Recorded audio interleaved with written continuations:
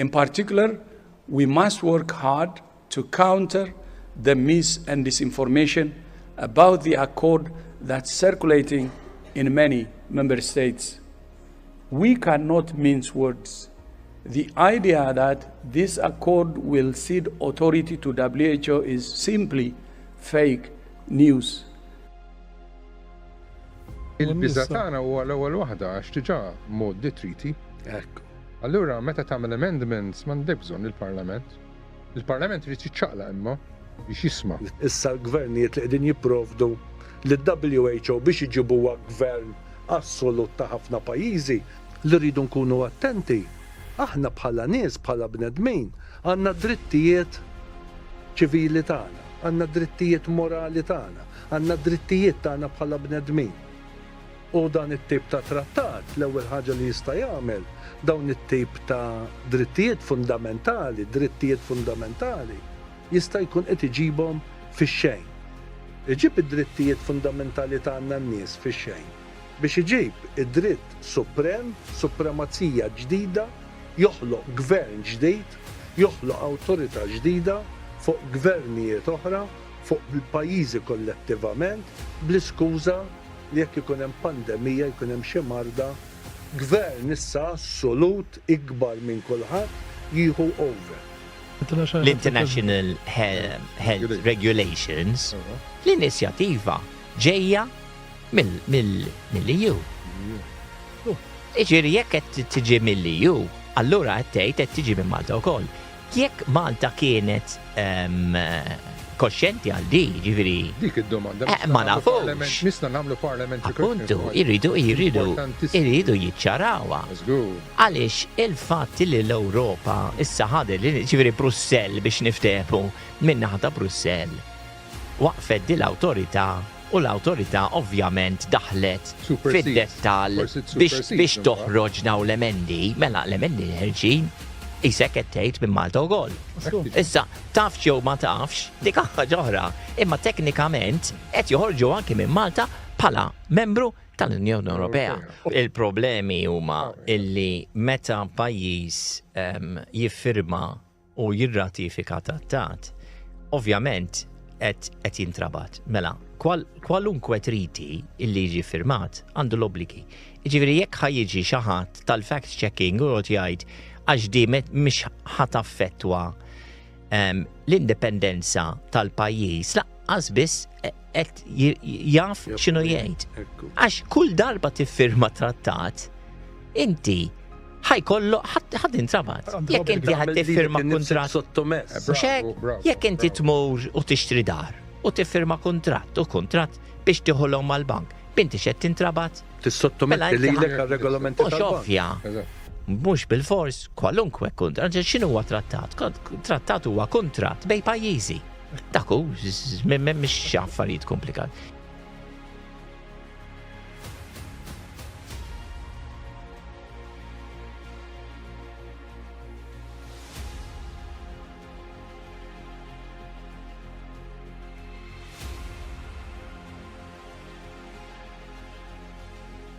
And when it comes to sovereignty, giving sovereignty away, it always has to go back to the people, and it requires a referendum.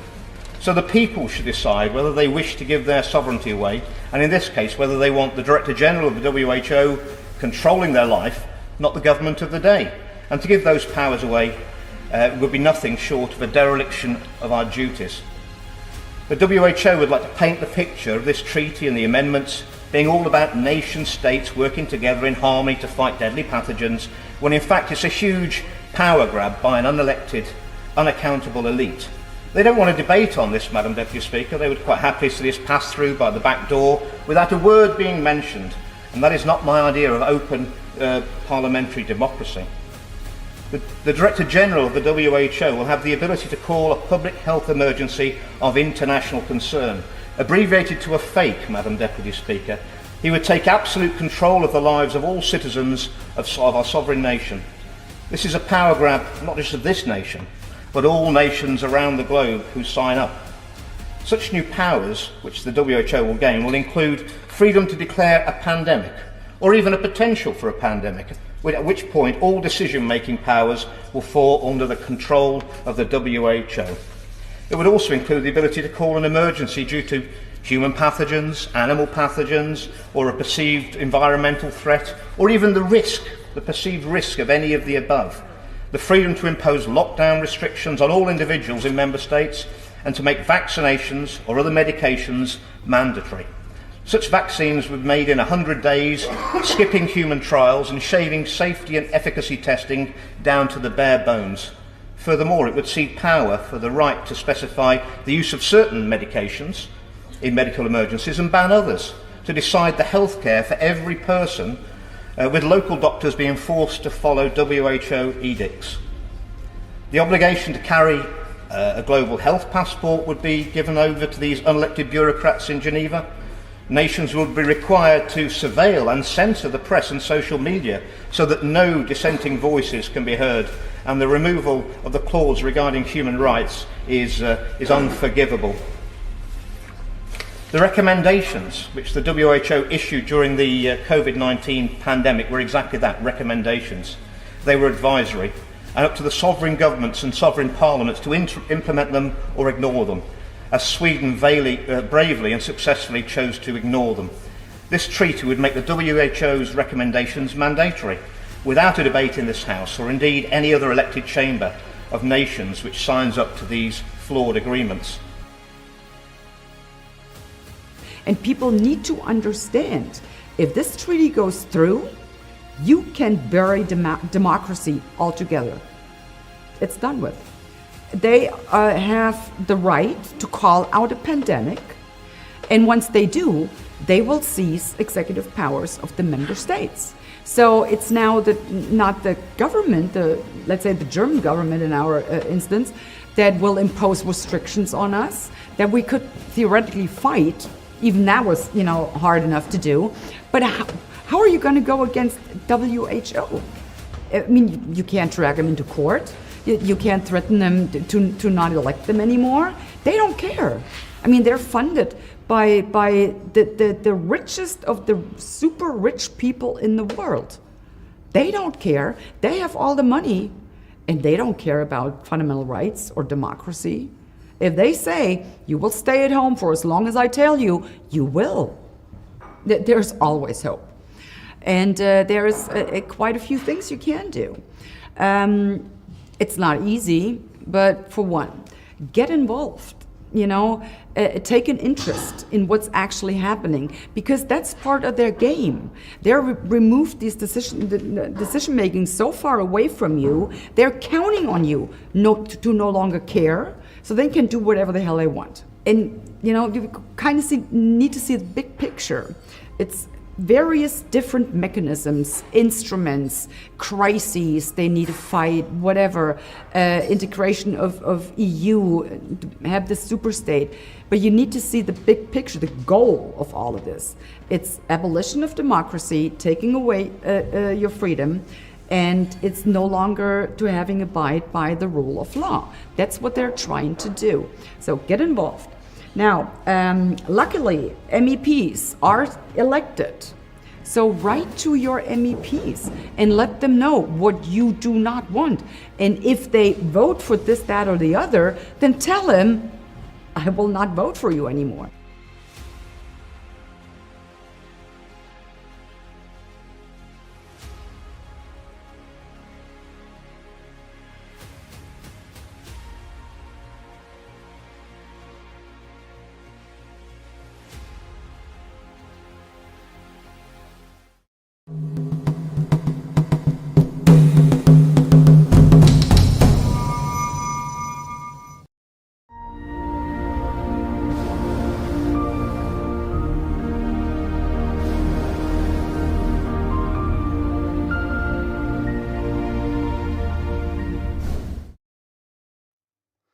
Mela, nilqawkom magħna, nirringrazzja telespettaturi qed jaraw din ix-xandira diretta.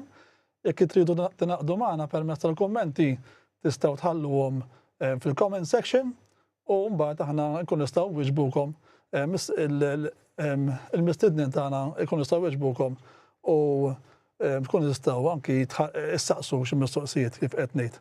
Mela, ħalli nibda nintroduċi il-mistednin li għandna, mela ma' ġenbi għandi l-Alexander Dageta, il-Ivan Grech Mintoff, il-kap tal-Partit Abba, il-Dr. Ragonesi li huwa avukat u għandna wkoll student fil-liġi il-Jacob Gauci Cunningham. Grazzi tal-għajni.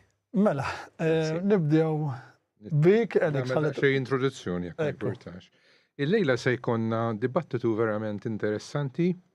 Se nitkellmu fuq il-core issues ta' trattat li qed jippruvaw jagħmlu l-emendi ġodda li se jiġi moddi Mejju li ġej. Aħna ovvjament ġejna madwar din mejda għax nafu li ċans li jkun hemm problemi tekniċi legali u fir-realtà se nittraxxjaw dal-problemi llejla biex niżvolġu iktar rigward x'jista' jsir jew x'jista' x'periklu hemm prattikament. Ma ħanagħmel recap malajr, mhux se ndaw minnkom ħafna. Da bażikament it-trattat li qed jippruvaw jagħmlu emendi jekk jiġi modi mingħajr diskussjoni fil-Parlament se jkun hemm overlaps ta' constitution law u human rights issues. Jien minn ħati ovvjament minix avukat, naf x'jista' jkunu l-issues imma għandna ġiex esperti fil-liġi hawnhekk li se jitkellmu u jiżvolġu iktar fuq is-suġġett. Għandna Ivan Grech Mintoff huwa espert fuq li jaf fuq il-Kostituzzjoni ta' Malta u Ivan se jiddebatti ovvjament kif nistgħu aħna nipprovaw nevitaw il-periklu. Għax jekk tiġi moddi jew il-trattat ma jiġix diskuss jista' jagħti l-każ illi tgħaddi mingħajr diskussjoni u qiegħda l-periklu. Mela, Ivan. Grazzi tal-isterina. Qabel ma nibdew nixtieq nipprova nispjega l-għan tiegħi illejla. Għaw ħafna dikerfix fil-fema tiegħi kulħadd qed jipprova jitkellem fuq dak li qed tgħid il-ħu. Jien naħseb aħjar nibdew qabel mhux b'dak li qed jgħidu, ma xhuma jista' jgħidu dak li jixtiequ huma jekk huma jixtiequ li għada jagħmlu hekk ħajjgħidu. Imma jien naħseb aktar importanti mill-lat politiku issa li nitkellmu aħna x'nistgħu nagħmlu jekk hemm xi ħaġa li ma toġobx lilna. Mela. U biex tagħmel hekk nixtieq nipprova nispjega lil tem barra, kupatu daqsxejn intom l-avukati. 3 punti importanti at law and at politics li nemmen jiena jistgħu jiddefendu lil Malta kontra kwalunkwa attentat ta' dominanza fuq id-decision making Malti. L-ewwel ħaġa Marja tista' tella l-ewwel ritratt għandna il-Kostituzzjoni ta' Malta. Il-Kostituzzjoni ta' Malta għalija u għal ħafna minn nies hija l-iktar liġi għoli fil-pajjiż. Ma hemm l-ebda liġi li hija l fuq minnha. U jekk naraw jekk jogħġbok l-ewwel waħda, fuq net, point number 1 tal-Kostituzzjoni tgħidlek Malta is a democratic republic. Democratic republic huma importantissimi għal dawk ta' barra. Democratic, il-kelma democratic tfisser skużani, il-kelma republic għax tinsewx il-kelma democratic republic. Republic tfisser li għandek chief of state who is not a monarch, bħala lebda king, lebda dittatur, lebda xaħat li kmanda u għanna president. U nafu l-president ta' Malta mandu lebda poter biex jimponi. He's just a figurehead. Li missjek joġbok, u t-tini punt huwa li gvern taħt Repubblika huwa is-supreme power resides in the body of the citizens. Iċ-ċittadin għandu il-poter u he elects rappresentanti tagħhom. Mela, il-membri parlamentari tagħna, il-Prim Ministru, Chris Fern, whoever it is, huma biss rappresentanti tagħna, mhumiex kmandanti jiddeċidu huma. Il-poplu jiddeċidi f'dan il-pajjiż x'jisir u x'ma jsirx. U hemm miktub ukoll the governing power depends on the will of the people. Mela, il-poplu dilja l-ewwel artiklu fil-Kostituzzjoni tgħidlek il-poplu jiddeċiedi. U allura f'dak il-każ kwalunkwa ħaġa li jseħħ dal-pajjiż jekk mhux il-poplu li jiddeċiedi ħadd tmur kontra il-Kostituzzjoni. Ma dak huwa l-ewwel punt li nixtieq it is number 1 article, m'hemm l-ebda artikli jmur qabel dak il-fatt. Aħna we are a democratos jekk jogħġbok, nispjega lil li miss jekk jogħġbok, kelma issa il-Council of Europe qed jgħid democracy, demos, the people, kratos, decide. Mela, we are a democratic republic. Mela, ċarissima number 1 article fil-Kostituzzjoni tgħidlek in-nies jiddeċiedu. Jekk hemm xi ħaġa waħda li tiġi imponuta fuq Malta kontra ir-rieda tal-poplu, mela automatically tikser il-Kostituzzjoni li hija l-iktar liġi importanti fil-pajjiż. It-tieni punt jekk jogħġbok, Article 6. Li jmiss jekk jogħġbok, għandek ukoll il-fundamental rights of freedoms of the individual. Mela, l-ewwel artiklu jgħidlek kwalunkwa ħaġa tiddefendi id-drittijiet ta' l-individu. Ma tista' tmur kontra, mela, dak huma ċarisma Article 1 tal-Kostituzzjoni. Dak huwa importanti ħafna. Article 6 jgħidlek li jmiss jekk jogħġbok. Article 6. Li jmiss ta' wara di jekk jogħġbok. Constitution to be the supreme law. Dak li għadni kifet, il-Kostituzzjoni to be the supreme law li jmiss jekk jogħġbok.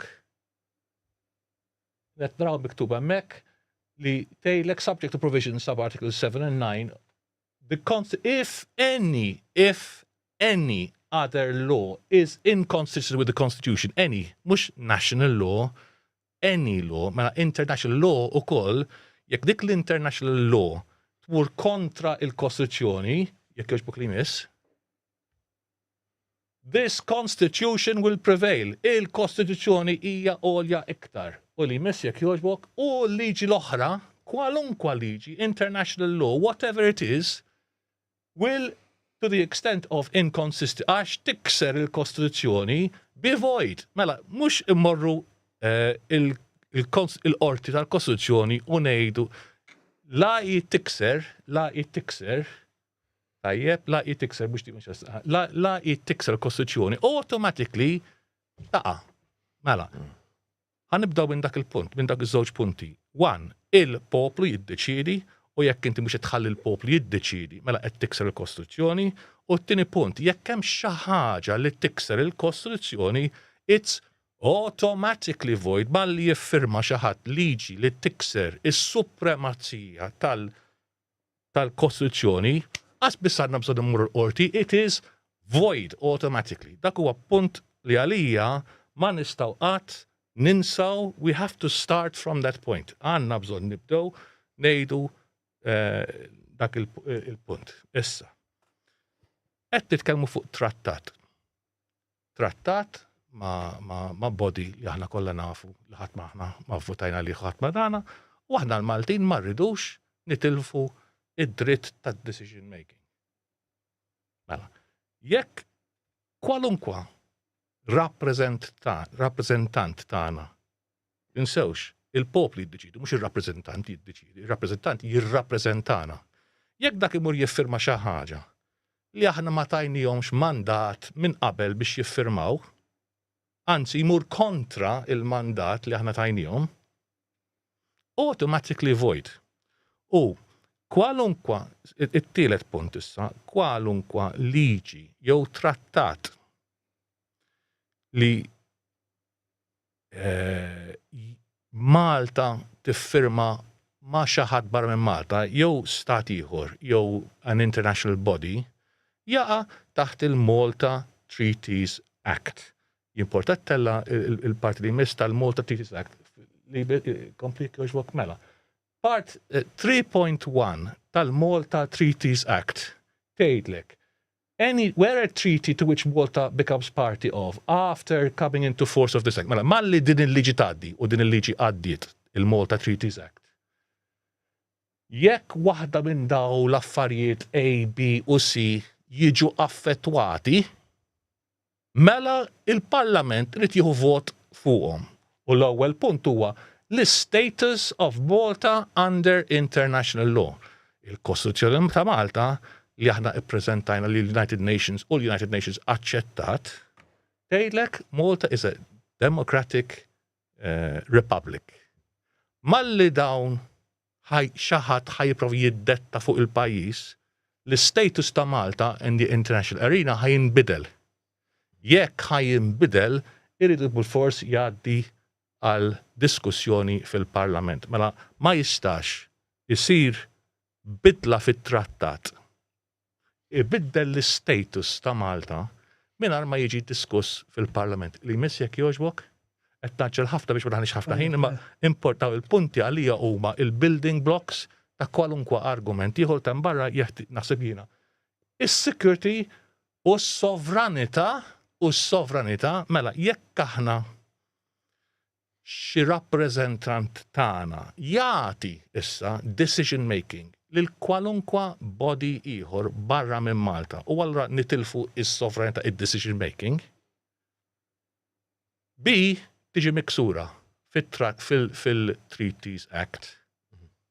U independence, jiġifieri jekk aħna issa huma jiddeċidu għalina m'għandniex independent, issa sirna rġejna kolonja tal-ħu biex niftehmu. U t-tielet waħda jekk jogħġbok, għalija l-iktar waħda importanti issa, relationship of Malta with any multinational organization. Who hija multinational organization?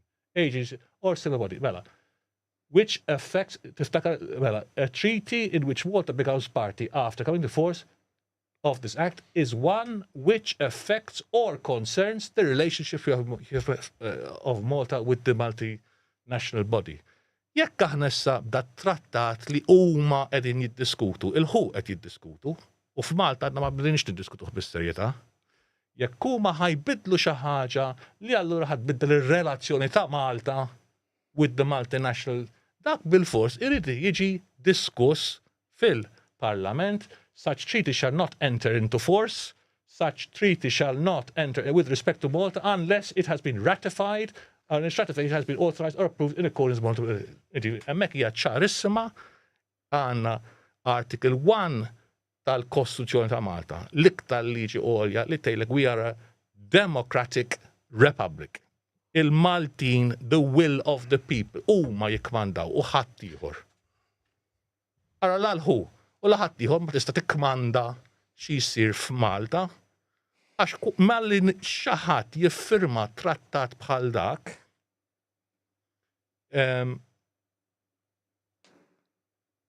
malli xi ħadd jiffirma trattat bħal dak, automatically qed jikser il-Kostituzzjoni għax m'għandniex democratic.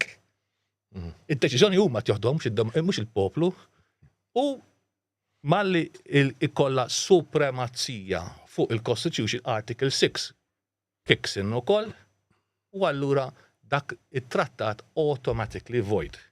It-tielet punt, jekk ir-relazzjoni ta' Malta ħadd inbidel b'din l-emenda trid tiġi bil-fors diskussa fil-Parlament u jivvotaw fuqha ir-rappreżentanti tagħna skont ir-rieda tal-poplu. Ma jistgħux jivvotaw favur xi ħaġa li tmur kontra ir-rieda tal-poplu Malti li tagħti sovranità lil xi ħadd ieħor għax inkella huma stess ikunu qed jikissru. Mela, l-argumenti tiegħi kollha li ħanibbaża minn issa l quddiem huwa li Malta aħna l-Maltin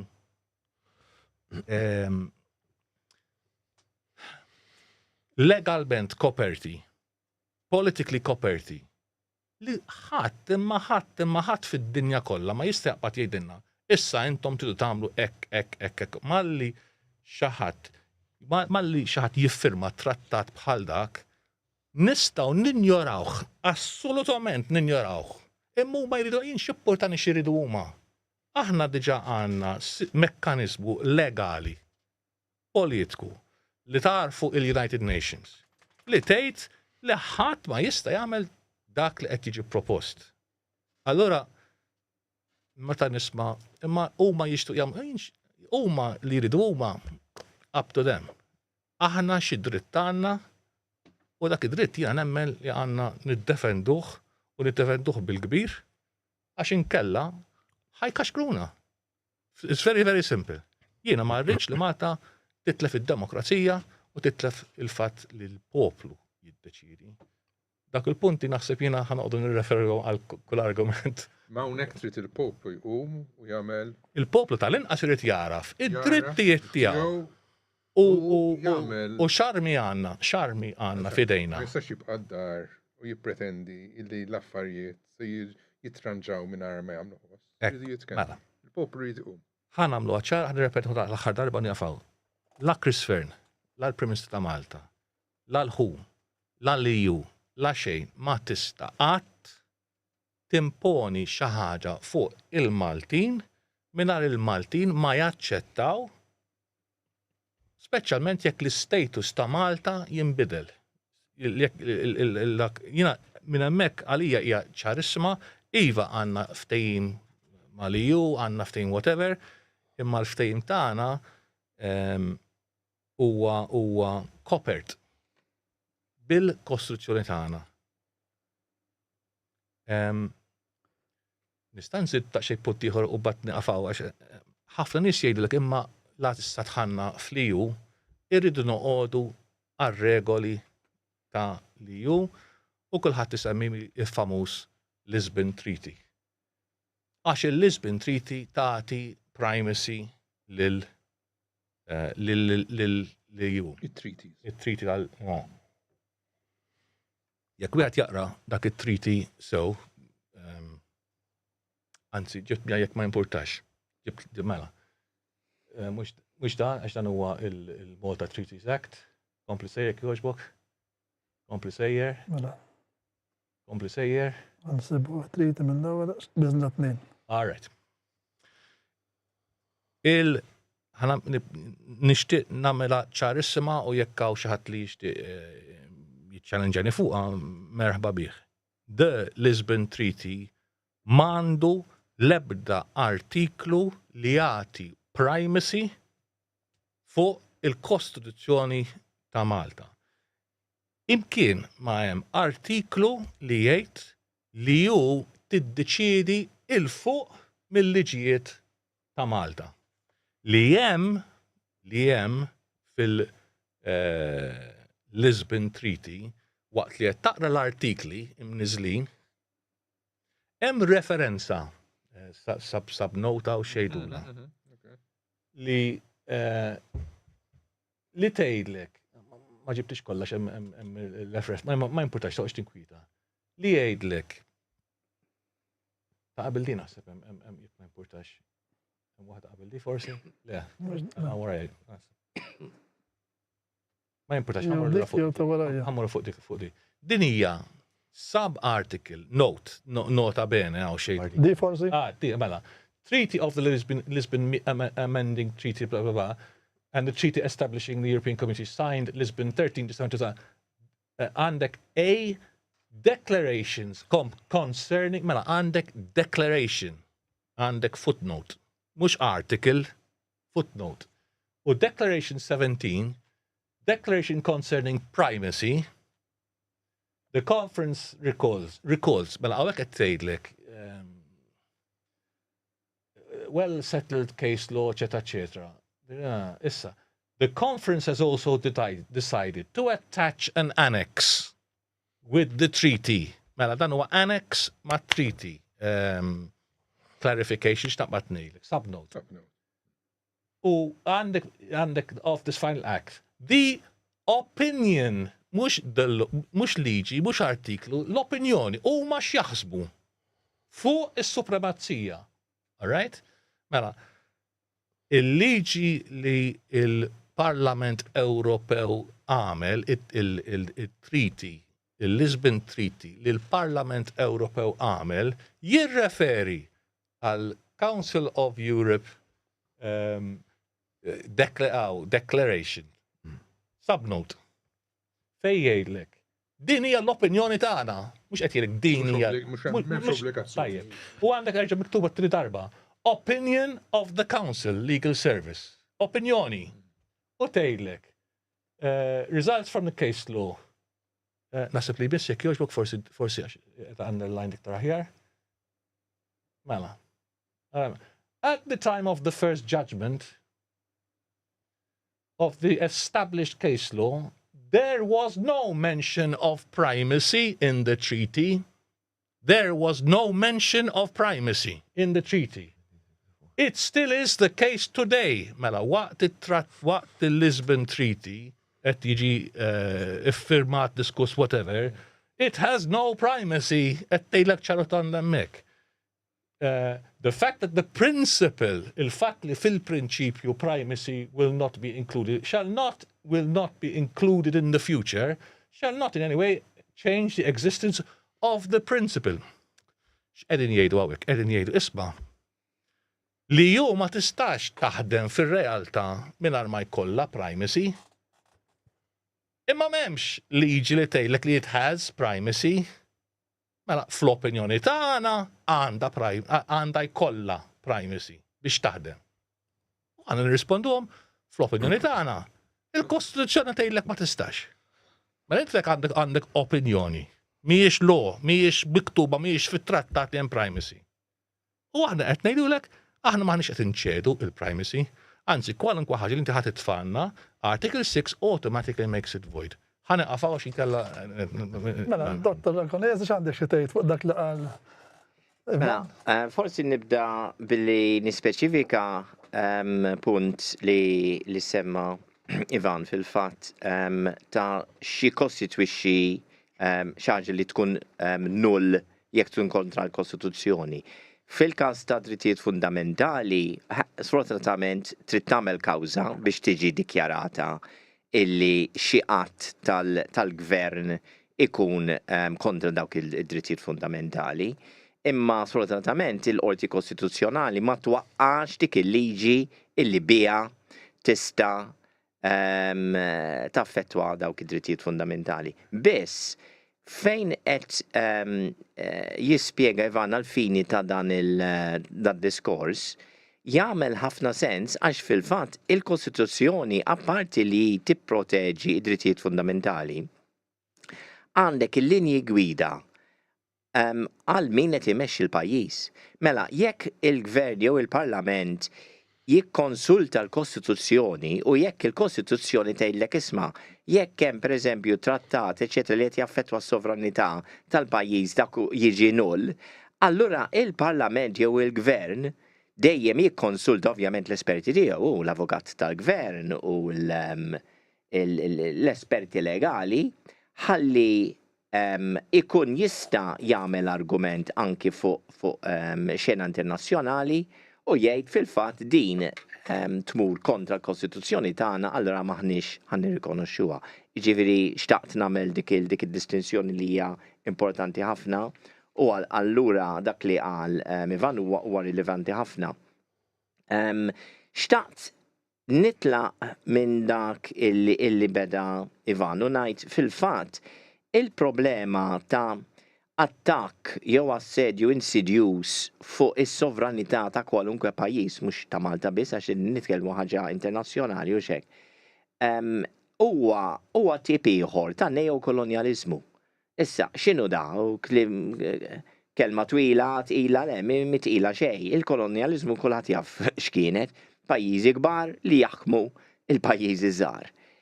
Wara li ħafna pajjiżi ħadu indipendenza tagħhom, xorta waħda kien hemm politika ma twellindix il-bieraħ, la aħna Malta la ħadd id-dinja kollha, illi xorta kien hemm politika fejn il-kbir kienet jipprova jaħkem iż-żgħir. Issa jew tramite il-globalizzazzjoni, tramite kumpaniji kbar li anki huma stess jinfluenzaw jew anzi jiddettaw x'qed isir il-politika fil-pajjiżi tagħhom stess, il-pajjiżi kbar. Ovvjament jaffettwa iż-żgħir. Jiġifieri jiena naħseb il-punto di partenza hija aħna fejn qegħdin f'dil ġlieda kontra il-neokolonjaliżmu. Jekk ħanoqogħdu nippretendu il neokolonjaliżmu ma teżistix, jew ma teżistix iktar, jew ngħidu din hija komplottiżmu, mela maħniex qegħdin ngħixu fl-istess dinja. U naħseb il-politiċi kollha tad-dinja, inkluż hawn Malta jafu, illi hemm ħafna pressure, ħafna forzi barra illi għadhom jippruvaw jimplementaw ir-rieda tagħhom. Ġifieri dik hija il-puntu di partenza. Mela, fuq il-kustjoni tal-lum, fuq dan it-trattat u l-International Health Regulations, huma policies jew regolamenti li jistgħu jgħinu in-neokolonjaliżmu għaskapitu tal-indipendenza, per eżempju, ta' Malta, ovvjament jaffettwana aħna bħala Maltin, pajjiżi l-oħra jagħmlu li jistgħu jagħmlu. Imma aħna bħala Maltin u xtaqt illi di jekk hemm xi ħadd jew fil-Parlament, fil-Gvern, xi ħadd fil-policy making decisions illi narawhom dawn mhux affarijiet ta' partiti, jew partit wieħed jew partit ieħor, qegħdin nitkellmu fuq l-indipendenza. Jiena ngħid personalment, jiena gburi sija meta tasal il-ġurnata ta' jum l-indipendenza, kif ukoll jum il-ħelsien li waħda ġi stabbilita taħt gvern wieħed tal-lemin u l-ieħor ta' gvern ieħor. Jiena gburi għatnej li huma għax it-tnejn qegħdin issaħħu l-indipendenza tagħna. U jiena gburi li aħna pajjiż tant żgħir fost l-iżgħar li għaw gżejjer ġewwa l-Mediterran nistgħu ngħidu li aħna indipendenti, mentri Sqallija li kienet renju għaliha mhijiex indipendenti. Sardinja kienet renju għaliha mhijiex indipendenti. Anke l-Majorka kellha renju tagħha, Kreta wkoll fi żmien il-Griegi, u kollha saru appartenenzi ta' pajjiżi oħra. Aħna kburin illi għandna l-indipendenza. U naħseb kieku kienaw għadu ħaj Borġ Olivier u Rudolf Mintoff, naħseb id-nejn li huma kienu joqomsu u jgħidu isma' għodu attentissimi. Għax hemm dak li jissejjaħ the totalitarian tiptoe. Għaw min jaqbad u jattakka pajjiż u jkisser pajjiż u jgħid issa li ngħid jien qed nikmanda jien bil-militar. U għaw min jibda jieħu over kissing kiss. Inaqqar kissing kiss u tiġi pa' żrinċ ġol misħun u laqqas bisset jinduna xed jiġri sakemm ikun troppo tardi. Ma ninsewx illi in-Naziżmu ġewwa l-Ġermanja taħt Adolf Hitler ġew eletti b'mod demokratiku. Il-President Hindenburg appunta il-Hitler bħala il-kanċillier, il-ċansela, ġifieri il-Prim Ministru, l-ekwivalenti. Għaliex il-partiti l-oħra ma rridux jingħaqdu, is-soċjalisti u komunisti, kieku jingħaqdu l-oħrajn, kien ikun hemm gvern soċjalista stroke komunista, ma rridux jingħaqdu. Allura ma kellux għażla u appunta l-Hitler. Wara li da waqa spiċċa taw in-nar lill-Parlament, il-Reichstag, ordna emerġenza nazzjonali. U bis-saħħa tal-emerġenza nazzjonali għadda xeba liġijiet fuq bażi ta' emerġenza. U kulħadd jaf x'ġara, kif ngħidu bl-Ingliż, the rest is history. Beda bid-demokrazija u bis-saħħa tal-emerġenza u l-emergency powers hemm baqa'. Mela qegħdin nitkellmu fuq emergency powers. Meta inti titkellem fuq trattat ta' pandemija u Alla jbierek l-aħħar darba semmejt ċertu scientist Dr. Peter Piot li huwa mlaħħaq ħafna fejn għandu x'jaqsam ma' policies ta' health illi qal we are entering an age of pandemics. Dina hija inkwetanti ħafna.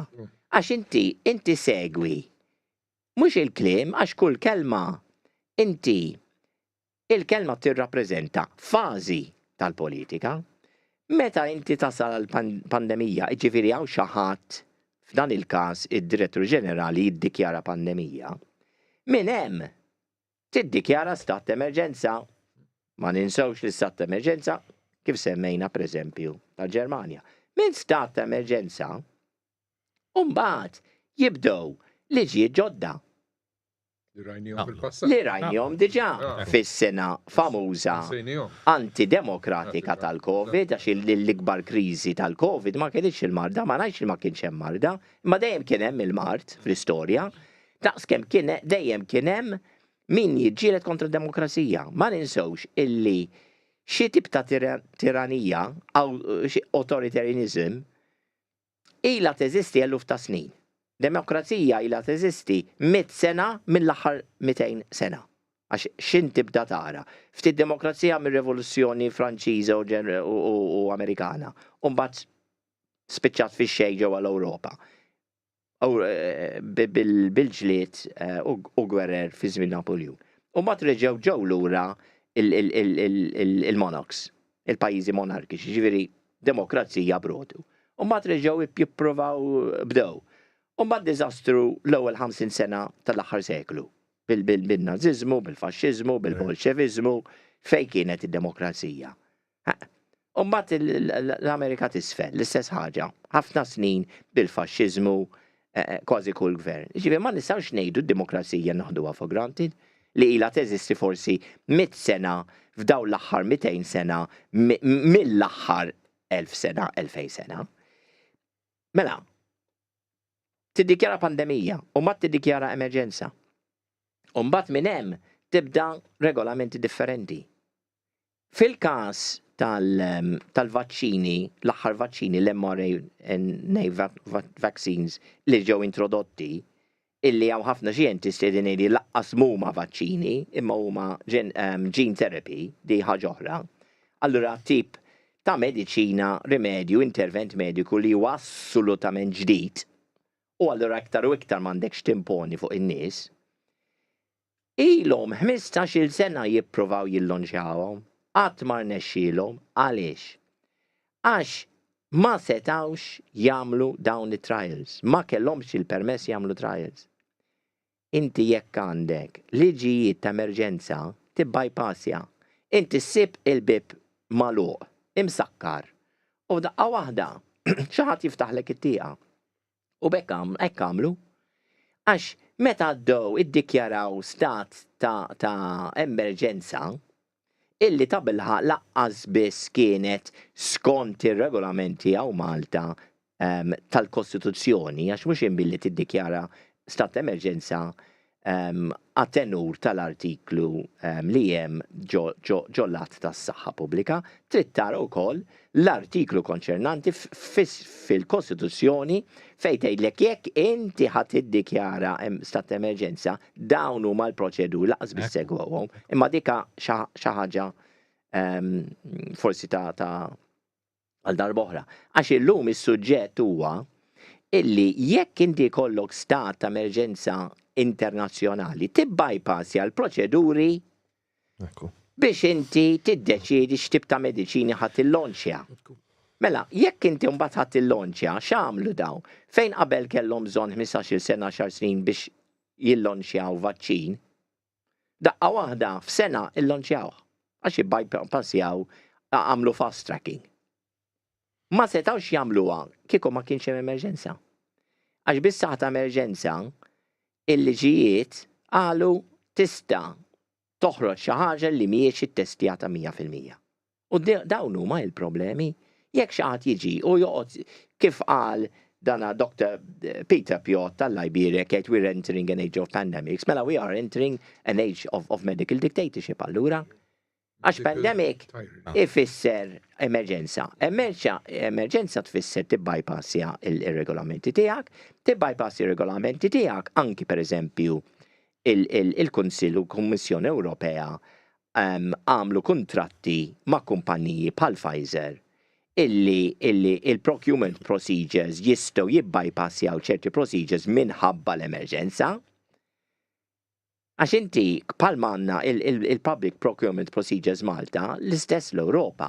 Imma jekk għandek emerġenza jgħidlek imma dawn il-public procedures, procurement procedures, nistgħu nibbypassjaw ma x'għandek emerġenza. Mela allura diġà qed tibda tibbypassja biex tagħmel xeba kuntratti kbar. U ħanerġgħu ninġu full circle il-kuntratti kbar ma' min? Mal-kumpaniji enormi li qegħdin jikkontrollaw il-kummerċ mondjali, globali, u ovvjament nerġgħu nidħlu fid-dibattitu ta' neokolonializmu u dorna iċ-ċiklu kollu. Dan huwa ma twella ħadd ma twilet il-bieraħ nafu kemm għamlu flus dawn il-kumpaniji kbar u dawn il-kumpaniji kbar min huma. Kumpaniji illi skont min għalija jekk tippermettuli kien hemm rapport fuq Reuters illi l-NIH, National Institute of Health ġewwa l-Istati Uniti, qalu skont ir-Reuters għandhom 50% tal-patents ta' Moderna. Mela inti kif tista' tirregola prodott fejn inti għandek interess ta' 50% tal-patents, jiġifieri ara x'introjtu għandek. U inti regolatur. Għax dak huwa konflitt ta' interess. Għalhekk nerġgħu naqgħu fuq il-neokolonializmu min qed jiddetta għall-miskina Malta żgħira illi tant iġġieldu ta' qabilna biex nieħdu daqsxejn indipendenza biex issa naraw dawn il-kumpaniji kbar u dawn in-nies li qegħdin jirregolaw li għandhom il-patent stess u għandhom qed idaħħlu xeba' flus, konflitt interess, u dawn l-istess kumpanniji huma Alla jbierek. Kumpanniji li għandhom storja ġuridika pessima. Track record legali pessima. Għax daw ġew immultati jew għamlu out of court settlements ta' biljuni għaliex jew instabu ħati jew kienu akkużati jew ma tagħmlu out of court settlement. Talli kienu din jikkorrompu nies fil-public health officials, kienu din jikkorrompu tobba, kienu din ibabsu fl-istudji tagħhom meta kienu din jagħmlu trials, ma kienux qegħdin jiżvelaw l-informazzjoni kollha u daw l-affarijiet kollha. Jiġifieri u daw biljuni. Jiġifieri minflok inti bħala Ewropa, bħala dinja, bħala pajjiż indipendenti tagħmel dak li jissejjaħ due diligence fuq il-kumpanija illi ħattik prodott ikun xikun dak il-prodott u tara track record da minnu da seraqni qabel jew seraq il-xaħat ieħor. Jekk inti tistieden li xi ħadd ġo darek u joħroġ bil-fidda, ħaterġa' tistiednu? Jekk dawn il-kumpanniji għandhom track record pessimu, ħaterġa' ddaħħalhom u tiljon xjalom dawn il-mRNA vaccines illi ilhom 15-il sena jipprovaw jippuxjawhom biex huma jagħmlu il-biljun huma stess. U mbagħad tibda tgħid mela iflus il-poplu min qed jiddeċiedi kif ħajintużaw mhux aħna. La aħna, la l-Parlament tagħna. Għax jiġi deċiż minn x'imkien ieħor li nħallsu għal dawn il-vaċċini illi skont ir-regolamenti il-ġodda li jridu jdaħlu Malta ikolla anki tagħti flus biex tgħin pajjiżi oħra fil-policies biex iwettqu il-policies tal-ħu ġo pajjiżi oħra, mela aħna ħanibdew nissussidjaw pajjiżi oħra skont dawn ir-regolamenti. Jiġifieri fejn hija l-indipendenza tal-Parlament tagħna li jiddeċiedi il-budget ta' dis-sena kif ħanonfqu l-flus? Le, għax inti bil-fors qed tiġi dettata inti diġà trid toħroġ mill-kaxxa ta' Malta. Hemm żewġ punti jekk ma importax. Skuża għax l-ewwel punt kien jekk qed tifhmek sew li l-biża' hija li l-ħu tiddikjara stat ta' emerġenza u therefore Malta trid tbaxxi rasa u tobdi dak li qed tgħid il-ħu u allura jikkmanda huma għax imbagħad il-Kostituzzjoni ta' Malta u dak kollu xi twarrab għax qegħdin fi stat ta' emerġenza. Jekk qed tifhmek sew. Le, jien qed ngħid li f'każ ta' emerġenza jiġu in vigore ċerti regolamenti u anki jekk anki f'Malta. Studji tal-pandemija jibda minn Malta, ġifieri meta jkollhom studju. Rridu noqogħdu attenti kif nitkellmu. Jekk huma jiddeċiedu huma l-gvern, mhux il-ħu qatt. Il-gvern se jkollu laboratorju se jagħmel it-testijiet tiegħu U meta jaslu għal konklużjoni li għandna problema li hija pandemika, huma jirrapportaw lilħu u l-ħu bħala management jibdaw jiddeċidu. Mela bil-kontra. Iva, nej li huma, għax inti għax ifimni epidemija tista' tibda pereżempju minn Malta u tixxeret id-dinja kollha. Jew tibda mill-Ġappun pereżempju u tixxeret id-dinja kollha. Kif ifhimha jiena. Iva, imma il-puntu illi il-liġi Maltija tas-saħħa titkellem fuq epidemija mhux pandemija. Laqqas biss teżisti dil-kelma fil-liġi tagħna. Epidemija tfisser ġewwa il-Gżejjer Maltin. Jew lokali, jista' jkollok epidemija ġewwa Briżebbuġa pereżempju. Jew il-gżira kollha, jew Miskin Għawdex pereżempju. Epidemija, jew lokali jew nazzjonali. Imma pandemija hija fuq skala globali. Mbagħad tiġi l-World Health Organization tgħidlek inti trid timxi skont dawn ir-rekomandazzjonijiet. Assolutament ma tistax. Imma hemm aspetti legali u aspetti politiċi u aspetti ekonomiċi. Mbagħad ir-rappreżentanti tagħna jridu jkunu jirrappreżentawna jew le, il-ħu tista' tirrakkomanda. Ma tista' qatt tgħidilna. Imma dik iridu jbidluha. Għax kif semmejna l-aħħar darba, huma jridu jbidlu l-kelma standing recommendations. Issa tfisser means non-binding advice. Iridu itajru il-kliem non-binding u tiġi advice ixir bajħu. U advice ma jfissirx illi tiddeċidi Malta. Għax advice jista' tkun advice obbligatorju. Sekonda. Jekk għandek regolamenti x'imkienu jgħidlek inti trid timxi fuq ir-rakkomandazzjonijiet tal-WHO, allura dawk ir-rakkomandazzjonijiet ma jibqgħux rakkomandazzjonijiet, jiġu ordnijiet. Bħal meta. Iva, ma dik hija interpretazzjoni illi l-Parlament jista' jressaq fil-konfront ta' entità internazzjonali. Biss, jekk il-Parlament jew il-Gvern Malti għada pitada jiġi darru mal-ħajt għax qed irid bil-forsi ifassal policy tas-saħħa għaw Malta skont dawn il-rekomendazzjoni. Diġà hekk ġifieri, ma qegħdin jippruvaw isaħħuha. U mbagħad il-World Health Organization tgħidlek illi jiena nistantik il-finanzi biex ngħinek, biex inti twassal il-policies, jiena ħanoqgħod nissorveljak, ħanara kif qed timplementa, u inti x'ħadd tiġi tgħidli għadda pitada ma rridx nimplementa da, għax ngħidlek mela dawk il-flus kollha li tajtek. Jiġifieri min ikollu l-kontroll tal-finanzi jibda jaffettwak, imma l-problema hi jagħtik waħda bit waħda u joħodlok id-doppju, it-trippju bit issa l-poplu irid joqgħod il-poplu irid joqgħod attent. Għax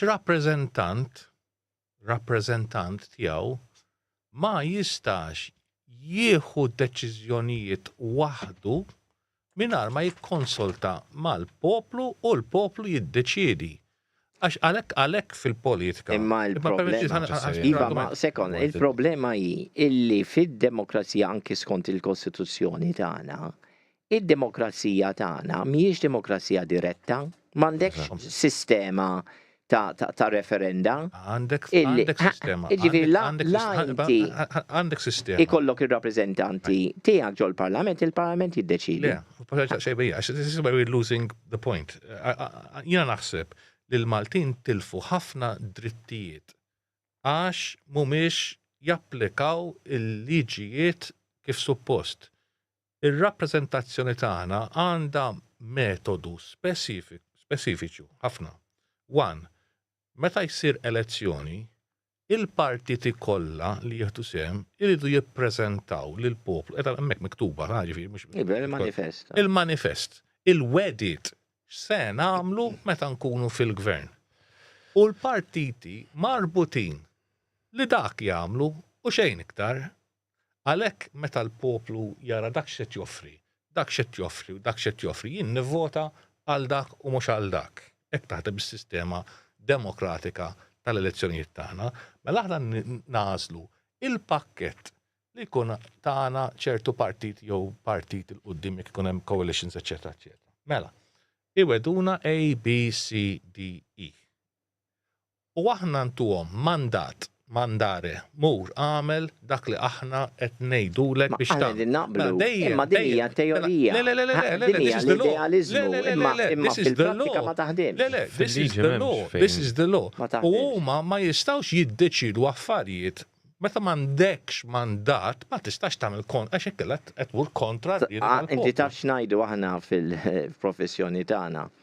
Ubius ibi remedium. Jiġifieri, jekk hemm ġustizzja hemm xi liġi irid trid tara x'rimedju hemm. Jekk m'hemmx rimedju, irid toqgħod titkellem fuq il-prinċipju. X'rimedju hemm? Ir-rimedju li toqgħod tistenna biex terġa' tivvota darba oħra. Ma naħsibx. Ir-rimedju huwa li jekk jiena owner ta' kumpanija u l-manager tiegħi qed ngħidu tittamel ABCD u da jaqbad jbieħ l-affarijiet tiegħi mingħajr ma jgħidli, keċċieħ il-barra minn hemm. Mhux nistenna, qed jikser il-liġi. Iva, imma fil-Kostituzzjoni, meta tiġi għal-gvernijiet m'għandekx il-parallel, naħseb xi opinjoni għax għadu ma tkellimx. Għax ixtaqt imur għall-argument. Kont immurlek għall-Kostituzzjoni nibdilek, mela rigward is-supremazija tal-Kostituzzjoni l-interpretazzjoni ta' artikolu 6.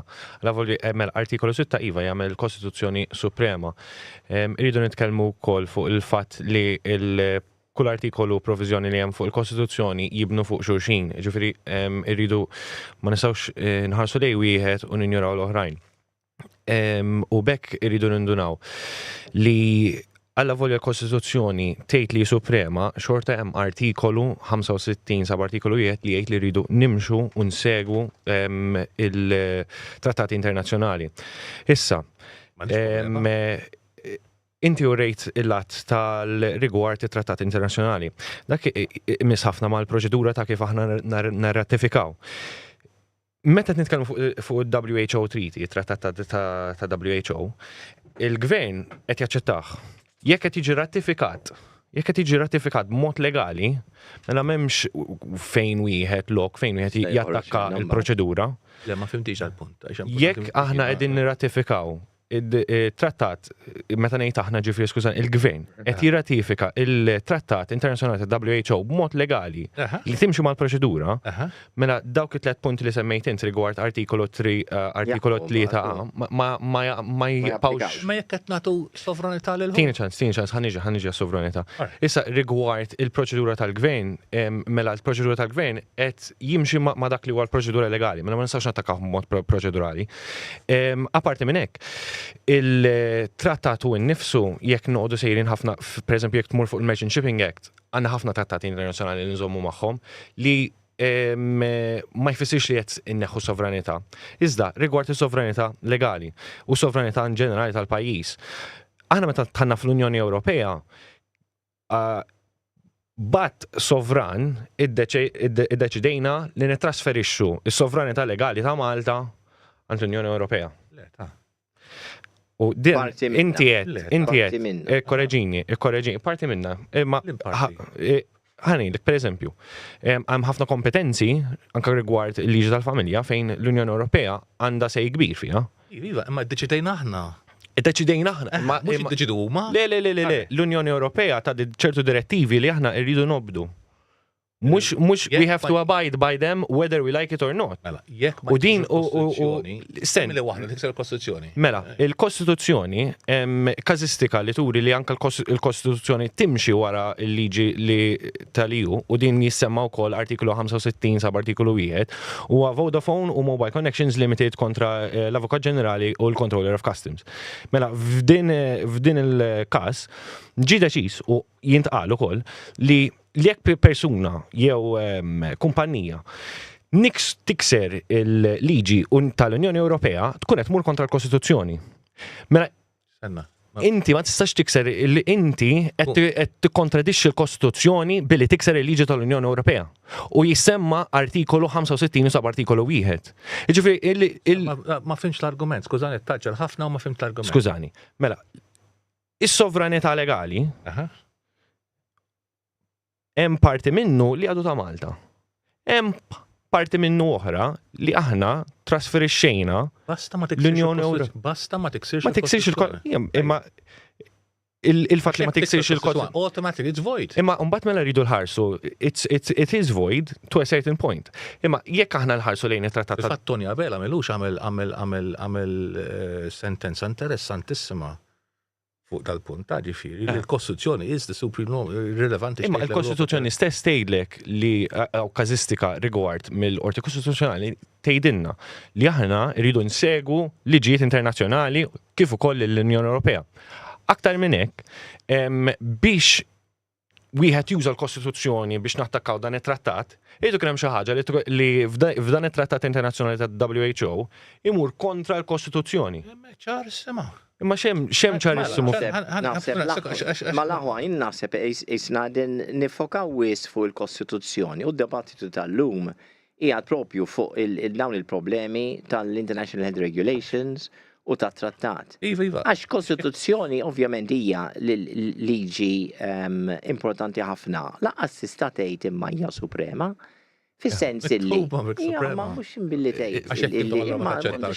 Fil-prattika differenti minn interpretazzjoni. Assolutament ma naqbilx. Ma iva, m'għandek fil-kazistika. li jekk ħantik eżempju.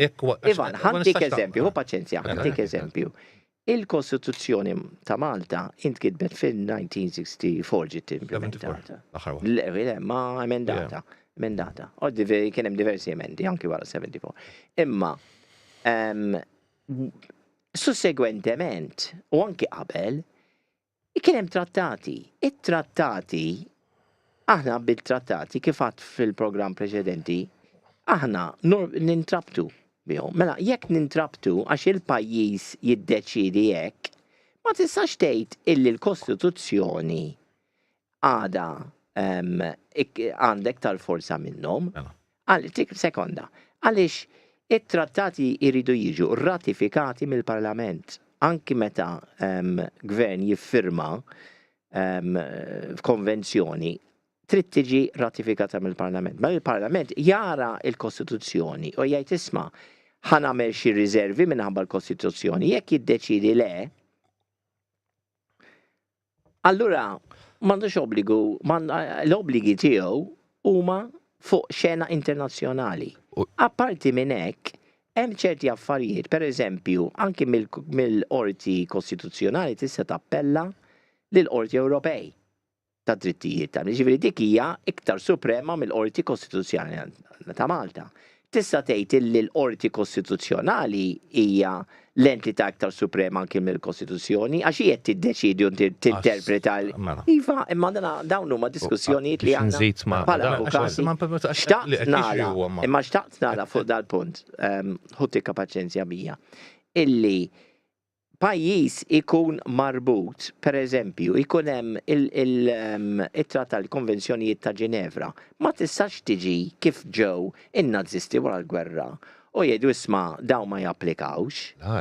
Il-Konvenzjonijiet ta' Ġinevra fejn jistabbilixxi dak x'inhu xi kostitwixxi war crimes, pereżempju, krimi ta' gwerra, ma tistax tibda tgħid għax il-Kostituzzjoni tiegħi tajtek, għax jiena pajjiż indipendenti. Le, inti għandek obbligi. U għandi obbligi illi jinkludu id-drittijiet tal-bniedem internazzjonali inti ma tistax tiċċaqlaq. Mela, permetti li sekonda, x'importanti. Għax li qed nagħmlu fuq ħaġa waħda. Imma l-argument irid ikun fuq il-Kostituzzjoni u fuq l-International Health Regulations. Imma importanti waħda għax inkella ħanagħmlu l-programm biss fuq il-Kostituzzjoni. Jekk dak li qed tgħid inti huwa minnu li aħna niffirmaw trattat u therefore il-Kostituzzjoni tagħna is overridden.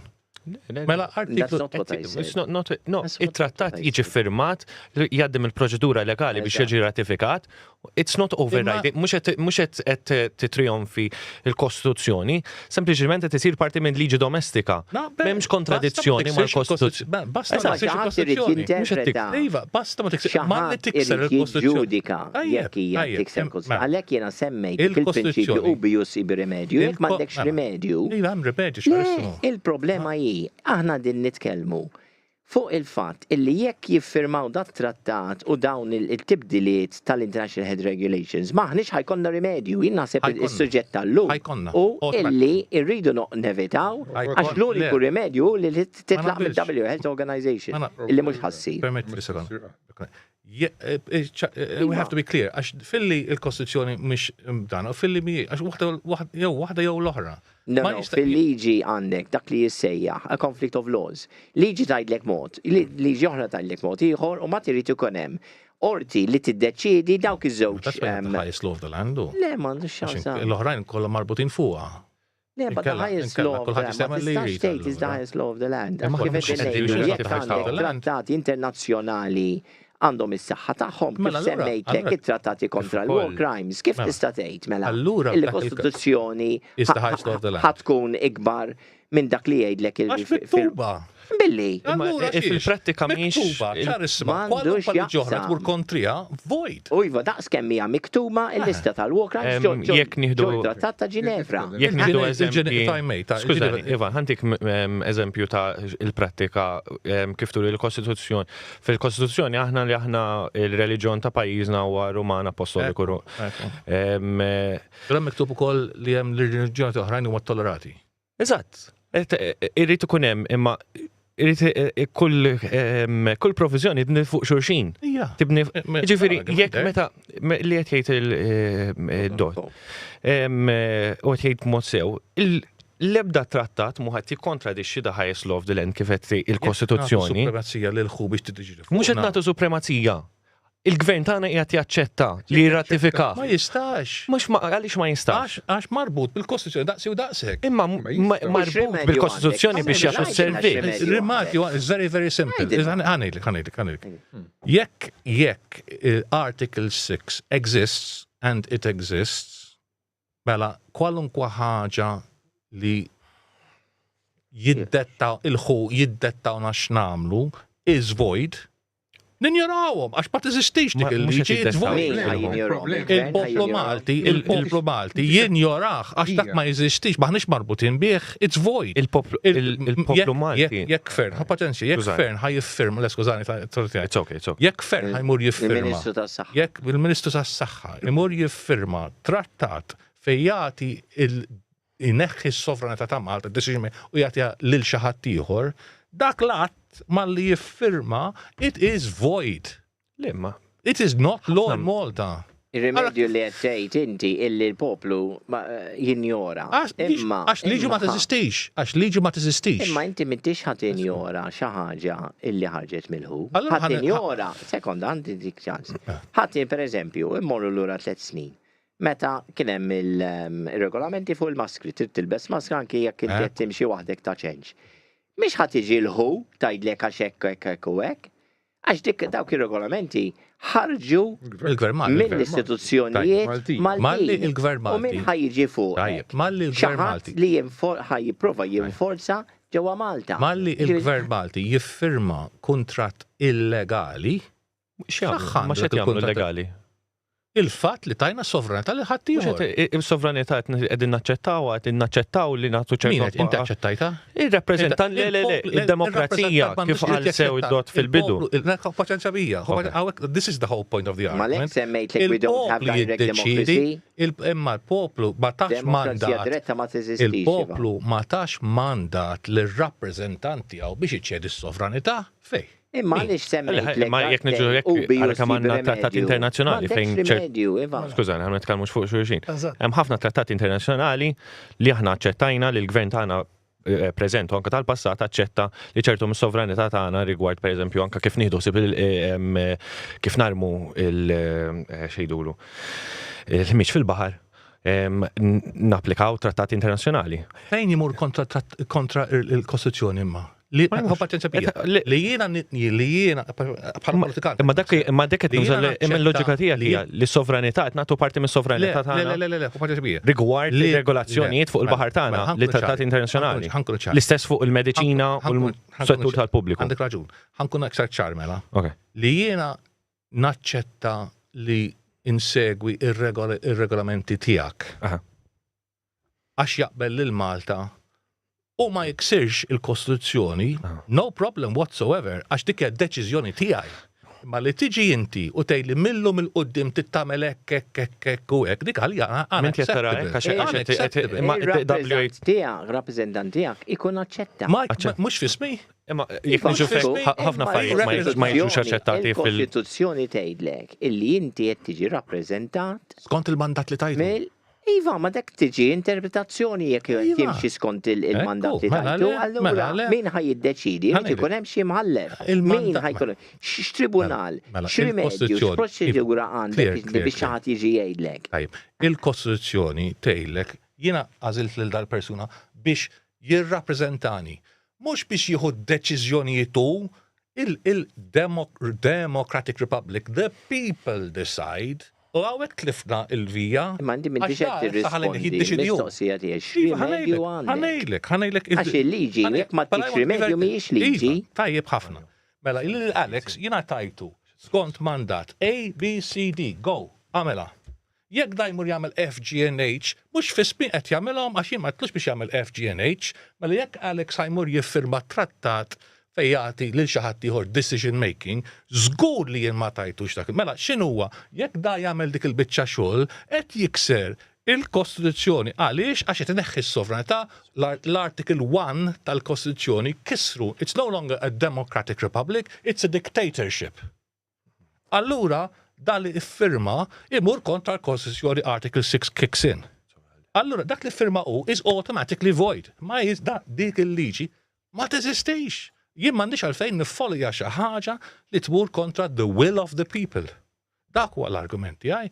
U tlifna track tagħha. Din hija għalija the biggest power that we have hija il-poplu jiddeċiedi u qed nħallu nies jiddeċidu jagħmlu li jridu kontra id-drittijiet u l-Kostituzzjoni tagħna. Jeħtieġ li l-poplu jifhimha di li ma jistax għalix jaqbad imur jiffirma xi ħaġa. Qegħdin naqblu qegħdin naqblu illi s-sovranità tal-poplu għandu jkun aċċettat sija minn qed jirrappreżentah kif ukoll minn poplu stess. U li l-poplu kif kien qal il-President Amerikan Thomas Jefferson irid jiġġieled għad-drittijiet tiegħu kull ġenerazzjoni. Jekk ma jiġġielidx għad-drittijiet tiegħu kull ġenerazzjoni jitlifhom. Fuq dak il-prinċipju Emmu ma trid tara kif ħadd iġġieled għad-drittijiet tiegħek. U naħseb imma naħseb il-punt tal-programm tal-lum kif nistgħu naslu biex niftħu għajnejn dawk li qegħdin fil-Parlament, fil-Gvern, l-advisors tal-Gvern għal dawn il-proposti tal-International Health Organization Regulations, kif ukoll it-Trattat tal-Pandemija, mhux x'jista' jagħmel il-poplu għax imbagħad wara li tnifna l-ewwel battalja, u mbagħad nistgħu nirrikorru u ngħidu l-isma' lin-nies, issa x'ħan nagħmlu. Ma naħsibx bl-ebda. U trid tara kif jistgħu, imma ħafna nies iridu il-min jiddeċidi għalihom. Ġifieri, imma imma naħseb peress illi iż-żmien huwa stret, mux għal-program, etnajt, limitat fis-sens illi dawn id-deċiżjonijiet ħajjittieħdu minnu fih. U allura naħseb irridu nagħmlu appell lill-parlamentari kollha, il-min qed jagħti pariri lill-gvern, min qiegħed fil-uffiċċju tal-avukat tal-gvern li jaraw dawn il-proposti u jarawhom sew dak li qegħdin ngħidu għax hekk noqogħdu nintilfu fuq x'jista' jagħmel il-poplu, jiena naqbel miegħek ovvjament. Iva, imma fl-aħħar mill-aħħar naħseb il-messaġġ li jridu nwasslu li dawn in-nies kollha, inkluż l-avukati li qegħdin jagħtu pariri lill-gvern. Ħalli l-gvern ikun jaf. Ovvjament għandna Prim Ministru li huwa avukat, imma m'għandix dubju illi anki hu bħala avukat u mhux li rol tiegħu illi jidħol f'ħafna dettall illi jqabbad tim ta' avukati ħalli jagħtuhom pariri sew fuq l-implikazzjonijiet fuq is-sovranità ta' Malta, għax ma rridux illi nerġgħu noħorġu mill-kaxxa ta' Malta minflok niddeċidu aħna għax qegħdin jgħidu li jdu nixtru tant vaċċini, jew mediċini, jew rridu nagħlqu l-ħwienet. Jiġi jgħidlek pereżempju skont l-International Health Regulations illi pereżempju Malta tiddeċidi jiena m'għandix mart iktar, ġewwa Malta m'għandix tip ta' epidemija u jgħidlek le ma tistax tiddikjara illi waqfet il-epidemija. Ħaj jiġi jgħidli xi ħadd lil Malta li m'għandekx epidemija, jista' jalaqlek il-frontiers. Tiegħek xiġifieri jgħidlek le ma tistax terġa' tiftaħ, ma tistax tiftaħ il-lukandi, ma tistax tiftaħ il-ħwienet. Ħajkisruna. Il-World Health Organization ikollhom sej kbir biex jaraw jekk intix f'pożizzjoni li tgħid ġewwa pajjiżi jiena issa qiegħed orrajt m'għandix problemi ta' mart u allura ħanniftaħ kollox u grazzi tal-parir li tajtuna imma issa f'dan l-istadju ma narawx li hemm problema. Hija problema. Għalhekk jiena semmejtu nagħlaqgħu illi veru ma nixtieqx illi min jismana jaħseb illi għax da minn ideat jew tal-lemin, jew tax-xelluk, jew partit wieħed, jew partit. Għax danu qegħdin nitkellmu fuq l-indipendenza ta' Malta. Ikun min ikun fil-gvern jew fil-parlament, da irid jew ħajju deċiżjonijiet hu fl-aħħar mill-aħħar. Mhux illum imma da pitada. Jew ħajjiġi dettat minn barra li kolonjaliżmu l-indipendenza, il-Kostituzzjoni Republic, id-demokrazija, everything, kollox hemm, kull Malti, nazzjonalist, laburi, whatever, għandu jiddefendi dak li għandu fideh u hemm ċans kbir li jekk ma jagħmilx hekk darba ħajtlef kollox. Għanet il-fuq. U mhux aħna Malta din nitkellmu, id-dinja kollha biex saqsejt. Il-problema hija globali. Ma ħarġu stqarrija li se jitkellmu jew se jiddibattu di l-problema li qed nara jiena għax jekk mhux se jiddibattu la ma l-oppożizzjoni jew minnhom infushom għax għandhom dritt huma bħala gvern jitkellmu fuq daw il-problemi, jekk il-gvern tal-oppożizzjoni u l-oppożizzjoni mhux se jagħmlu suġġerimenti, ovvjament hemm għandna l-problema. If I may, inti il-suġġerimenti tiegħek kienet li ir-rappreżentanti tagħna għandna niftħulhom għajnejhom biex huma jirrappreżentawna eċetera. Jiena nemmen li tant hemm interessi internazzjonali to obey who, eċetera, li ngħidulhom x'ngħidulhom xorta ħajiffirmaw at the end of the day. Għax il-Parlament tagħna probabbli ħafna deċiżjoni diġà ttieħdu id-dinja kollha. Mela jiena qed nissuġġerixxi l-unika leħen li huma jisimgħu r-rappreżentanti tagħna sfortunatament huwa il-vot. Il-vot. Għalhekk il-poplu irrid jiċċaqlaq, għax meta l-poplu jiċċaqlaq jgħidu isma' inti trid tirrappreżenta lili, hemmhekk il-rappreżentant jibda jinkwita. Għalhekk jiena s-suġġeriment tiegħi huwa nispjegaw lin-nies. Dawn huma this is ċarissima li ir-rappreżentanti tagħna m'għandhomx poter li ċedu ebda parti mid-drittijiet u s-sovranità tal-pajjiż. Mela dak id-dritt insisti fuq. Għax ħajiddefendik fil-futur, mhux fuq dal-każ biss fuq kwalunkwa każ. U l-artiklu 6 qiegħed hemm appuntu biex ħadd ma jistaqat ikun suprem fuq il-poplu Malti, fuq id-decision making tal-poplu Malti. Din naqblu. Prinċipju din naqblu. Jekk għandna ankra, jekk għandna pedament fuq ix nibnu, għandna argument sod li ir-rappreżentanti tagħna qed nafsa qed intuhom warning minn issa, isma' start representing the people's will. Għax jekk inti ħadpur tagħmel xi ħaġa kontra the people's will, aħna niraw għaliex, mhux għax aħna bravi jew xi ħaġa, għax it's illegally void. It is illegally void li inti tagħti s-sovranità decision making li xi ħadd ieħor barra minn Malta u allura qed taffettwa u ma jkunx hemm vot fil-Parlament, eċetera, eċetera. U aħna ma tajnikx id-dritt biex tivvota iva għal dawk l-affarijiet. Mela naqblu. That is my argument fuq dal-punti. Allora, jekk aħna nedukaw il-poplu fuq id-drittijiet tiegħu, ħankunu qed inkellmu lir-rappreżentanti tagħna. Anzi, qed intuhom speċi ta' warning isma'. Ma din naqblu, imma ma jfissirx li tagħmel ħaġa waħda, inti tista' timxi fuq żewġ affarijiet tipprova tiftaħ għajnejn min qed ifassal il-policies u tiftaħ għajnejn il-poplu. Jalla jiftuħ ekku. Ovvjament. Taħdem fuq iż-żewġ.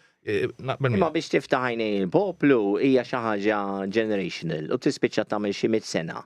biex inti fl-aħħar ċerti affarijiet tibda tiftaħ għajnej. Ħafna minn nies. Mentri dawn l-affarijiet huma imminenti u m'għandniex ċans illi anzi qegħdin jgħidu illi f'Novembru trid tieħu ċertu deċiżjonijiet biex inti twaqqaf il-proċess għax inkella diġà tkun Malli jiffirma il-Ministru tagħna trattat li jmur kontra l-Kostituzzjoni automatically void. Tista' tkun f'Novembru, tista' tkun f'Diċembru, tista' tkun ġimgħa oħra għalija. Il-saħħa tagħna hija il-Kostituzzjoni u dawk l-affarijiet li aħna semmejna. Għalhekk I'm going back to this all the time, għax jekk jiffirma b'mod imminenti jew b'mod fit-tul whatever, dejjem għandna mezz kif aħna niddefendu lilna nfusna. This is my argument. I don't think it's ma l-argumenti reġġi, indipendentement jekkux void mill-Kostituzzjoni jew le, jekk in-nies jaħsbu illi xi ħaġa mhijiex ġusta, jekk ngħidu pereżempju illi dis-sistema ħadd kisser l-option tan-nies li jkollhom mediċini naturali għax għalhemm ġej sejrin u biex inti tissaħħaħ l-industrija farmaceutika, in-nies jistgħu jgħidu issa di ma rridix. M'hemmx għalfejn li toqgħod tirrikorri għall-Kostituzzjoni. Din hija r-rieda tal-poplu. Għax il-Kostituzzjoni jekk inti issa tgħid għal 100 sena għax din hija void, tista' tgħid kemm trid, jekk ma jkollokx imħallef x'imkien li għandu il-kompetenza li jgħidlek li huwa void, u l-unika ħaġa li għandek is-saħħa tal-poplu illi jippruvaw jaġixxu mod ieħor kif aħna aġixxejna ftit minna pereżempju li ddeċidejna li ma neħdux il-vaċċini sperimentali. Illi deċidejna li ma nilbsux maskri meta nkunu waħedna. Illi meta kien jiġi għandi daw tal-leża jipprova jagħmel li multa jiena niċċallenġja it-tribunal. U t-tribunal għattilhom dana ma kellux il-poter iwaħħal li multa. Għax dana il-kompetenza skont il-liġi tiegħu stess hija tirrigwarda il-traffic regulations. U jiena ma ksirt ebda regolamenti ta' traffiku. Ġifieri laqqas biss kellu l-poter jagħtini multa u dika irbaħta. Ġifieri tiċċallenġja kemm tista'.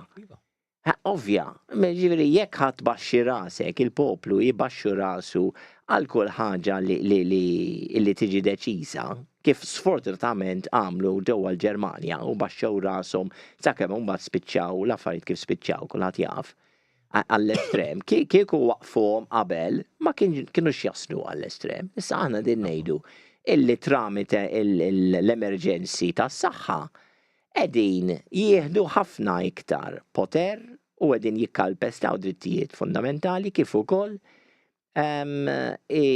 idajfu l-indipendenza tal-pajjiżi. Ġifieri fuq dik naħseb din naqblu. Naqblu 100%. Importanti semmi ħaġa waħda biss. Again, skużani jiena l-iktar arma li nara hija l-Kostituzzjoni. Meta inti l-Kostituzzjoni qed tgħidlek mhux jekk jiksu l-liġi tmur il-qorti u tiċċallenġhom, tgħidlek meta jiksu l-liġi it is void. Jaqqas biss għandek bond tur il-qorti fuq, it is void. Il-liġi is very clear. Il-qorti jrid jgħid li nulla u l-qorti kostituzzjonali mhuwiex argument. You can't be a judge in your own court. Dik hija proċedura legali mhux drawwa. Il-proċedura legali tmur għand il-qorti jrid jgħidlek li hija nulla u mhijiex liġi li tista' segwi, apparti minn hekk il-qorti kostituzzjonali mhuwiex argument, jiġifieri mhux binding fuq kull każ. U rajna fejn anka il-Parlament, ġifiri l-leġislazzjoni u l-eżekuttiv m'hemmx għalfej ineħħi jabroga dik il-podka fit-tul. Qed nifhmek. Hemm miktub fil-Kostituzzjoni if it is inconsistent with the law, it is void. Inti tgħidli, hu paċenzja xejbija. Xi ħadd irid jintebda jiddeċidi jekk hux inconsistent. Dak il-każ allura jiddeċidi it's not void. Għala dak l-artiklu ma jagħmel sens. Inti kull liġi li ħadd iddeċidi trid tiġi deċiża fuq il-fatti, jekk inti qed tallega li xi ħaġa inconsistent, irrid ikun hemm imħallef li jiddeċiedi iva dan huwa inconsistent. Ma tistax tiddeċiedi inti. Liġi li tgħidlek ma tistax issuq on the right hand side of the road. Eżatt. U jiena la jiena I drive on the right hand side, I'm breaking the law. M'għandix fejn mur qorti. Le, għax xorta waħda xi ħadd irid jiddeċiedi li inti huwa driving on the right hand side of the road. Għax kapaċi inti tiġi u tajt le, ma konx qed nikser il-liġi, għaliex il-liġi tgħidlek you have to write on the right hand side of the road. U jiena kont sejjer il-mellieħa. U l-mellieħa qegħdin jagħmlu xogħlijiet fit-triq tiegħi biex imur il-ċirkowa, għal-qowa, u l-oħra the right hand side of the road. Kelli mmur għax kien hemm il-vleġeġ li kien jgħidu issa minn hawn trid tgħaddi.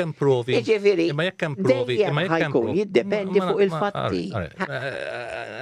Jekk hemm provi li I drove on the right hand side. Il-provi min ħaj jiddeċiedi. Doesn't matter. Għax inti rridu naraw xemm miktub fit-trattat l-ewwel nies qabel ma ngħidu li huwa kontravenzjoni tal-artiklu 6. On the right hand side. Am I breaking the law or not? Imma l-provi jridu jiġu stabbiliti minn imħallef.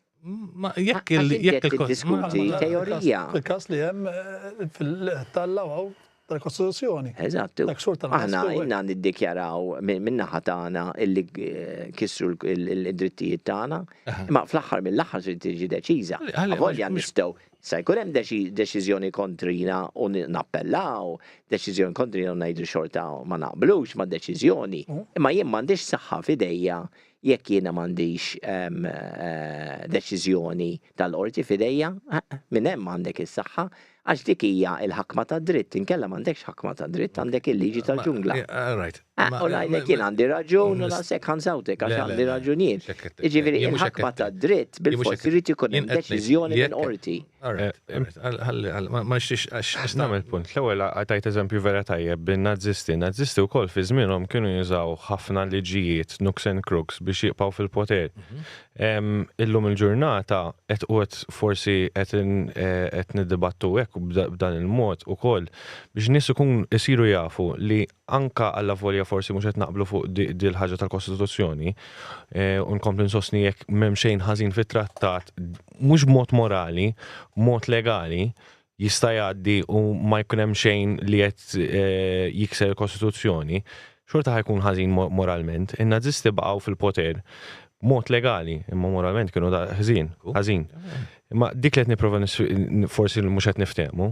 In-Nazisti xorta kellhom modijiet tagħhom kif jgħaddu liġijiet pjuttost li għamlu l-massakru l-Olokostu, jiġifieri pjuttost tal-biża', imma għamluhom b'tali mod li il-proċedura wieħed ma setax jattakka l-proċedura tagħhom. Il-morali jista' Mela aħna rridu narfu li u għalhekk nerġa' inkompli nsostni fuq iż-żewġ punti li għamiltu intkom il-punt attwali li rridu nitkellmu mal-rappreżentanti tal-gvern tagħna jew rappreżentanti tal-partit biex għaliex jekk din il-liġi tgħaddi mod proċedurali m'hemmx mod kif nistgħu topponija għax ma tkunx f'kontravenzjoni. Issa il-punt il-punt li qed nipprova nagħmel huwa li minflok ninħlew ħafna fuq il-ġlied ta' mhux ġlied jiġifieri ta' tnietek jiġifieri. Niddibattu fuq il-liġi u kif u jekk meta ħatgħaddi, il-fatt li għandna rappreżentanti aħna li rappreżentanti jekk mhux sejjer żball it-tnejn li huma miż-żewġ partiti kbar, alla volja miż-żewġ partiti żgħar. Jekk mhux sejjer żball qegħdin nitkellmu, iż-żewġ partiti kbar li qegħdin fil-Parlament u qegħdin fl-Eżekuttiv u fil-Leġiżlazzjoni mod jgħidu xejn. Laqas qed jieħdu din id-diskussjoni bis-serjetà, mhux qegħdin naraw fuq ma nistgħux naraw fuq it-television ta' kuljum ngħidu jien, fuq iż-żewġ stazzjonijiet tagħhom. U dan juri b'mod ċar li dawn iż-żewġ partiti li aħna il-poplu Malti ivvotalhom sabiex jirrappreżenthom mhux qegħdin hemm għall-aħjar tal-poplu. Issa jekk humiex injoranti għal fatt li qegħdin ngħidu jew għaliex huma opportunisti, dik mhux se ngħidha jien dak ħadd ma jaf. Iżda il-fattu li dawn mhumiex qed jieħdu ħsieb il-poplu Malti, dawn il-liġijiet speċjalment jekk jiġu ratifikati għall-poplu Malti. Ġifieri mhumiex konxi tal-xed isir bil- U għalhekk il-poplu rrid iġalhom isiru konxi. Għeddin nitkellmu il-parlament, il-gvern, li kulħadd għalhekk irid ikun hemm id-dibattiti. U n-nies iridu jkunu jafu kif qed intkom sewwa għandhom is-saħħa tal-vot.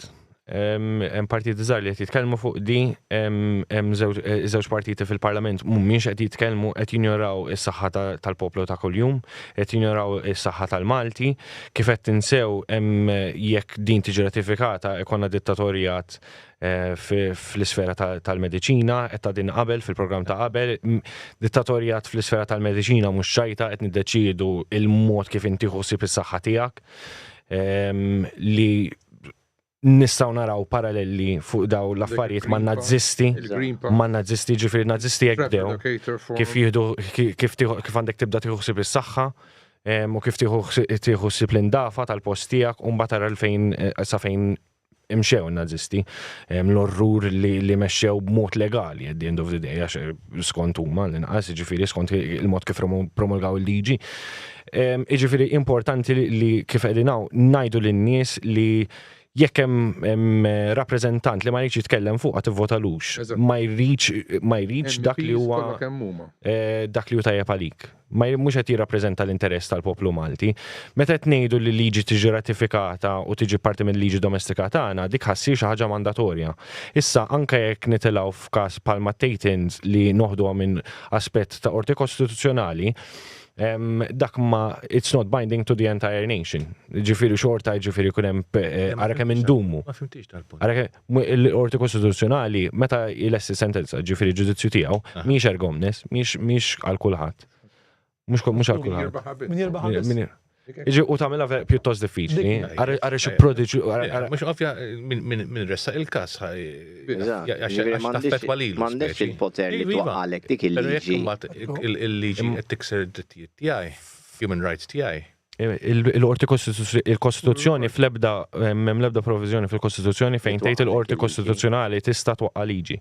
Eżatt. Jiġifieri dik Iva. Ma twaqqax il-liġi. Ma tik raġun il-liġi hija legali. Hija ma li ma nistgħux nibqgħu bir-raġun. Le, ma il-poplu m'għandix Iva, ma dejjem nerġgħu naqgħu għal issa jekk il-poplu ħajjimxi kif qal il-President Thomas Jefferson 200 sen ilu illi kull ġenerazzjoni trid tiġġieled tad-drittijiet tagħha kellha fuq ġifieri naqblu. Ma tinsiex Jacob għax inti semmejt it-trattat. Iva, għalhekk ikollna programmi bħal dan. Imma tinsiex ukoll apparti li hemm il-problema tat-trattat, hemm il-problema tal-proposti tal-emendi tal-International Health Regulations li huma ħafna iktar perikolużi u dawn jistgħu jiġu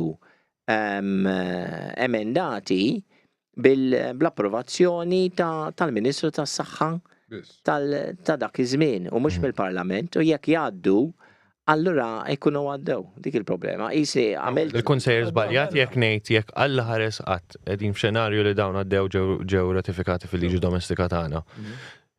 Li gvern differenti fil-futur, gvern differenti amministrazzjoni preżenti fil-futur tista' tobroghom. Neħjom. Ifimni, huma marbutin għax mhux ħajġu parti mill-liġi ta' ma jkun hemm International Health Regulations inti trid toqgħod għalihom. Ma jfissirx illi pal-każ ta' liġijiet tal-Ewropa inti trid iddaħħalhom fil-liġi tiegħek meta toħroġ direttiva tal-Ewropa. Dik id-direttiva tiġi inkorporata fil-liġi Maltija tmur il-Parlament biha u joħorġu qatt tal-Parlament, ġiri liġi tal-Parlament li qed tirrifletti dik id-direttiva. Fil-każ tal-International Health Regulations, le. Tista' tispjega ħarex importanti tal-punt. L-International Health Regulations sa fejn fien, forsi qed nisbalja sa fejn fien, m'għandekx obbligu illi għan-nistembara, min ħajoħloq dal-International Health Regulations?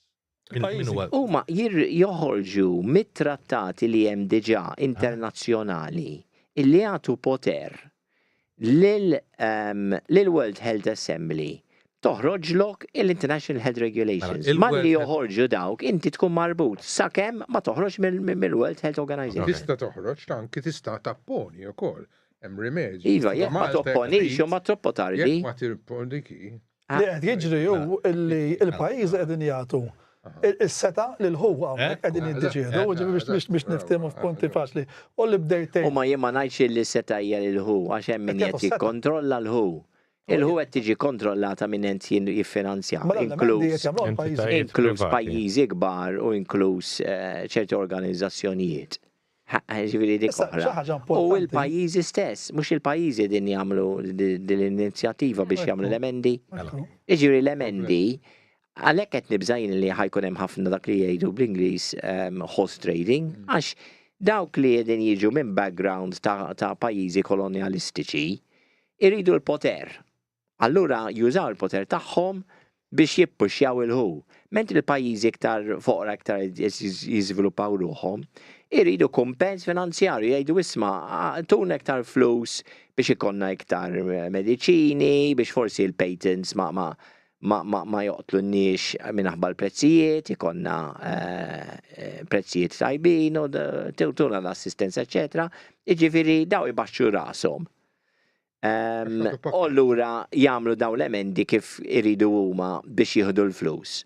U jaċċettaw l-emendi proposti minn daw il-pajjiżi kbar biex jieħdu l-kontroll. Mela il-pajjiżi kbar kolonjalistiċi jieħdu l-poter u l-pajjiżi żgħar jieħdu ftit iktar flus. Mela l-istess kif għadna, kif bdejt fuq il-problema ta' neokolonjaliżmu.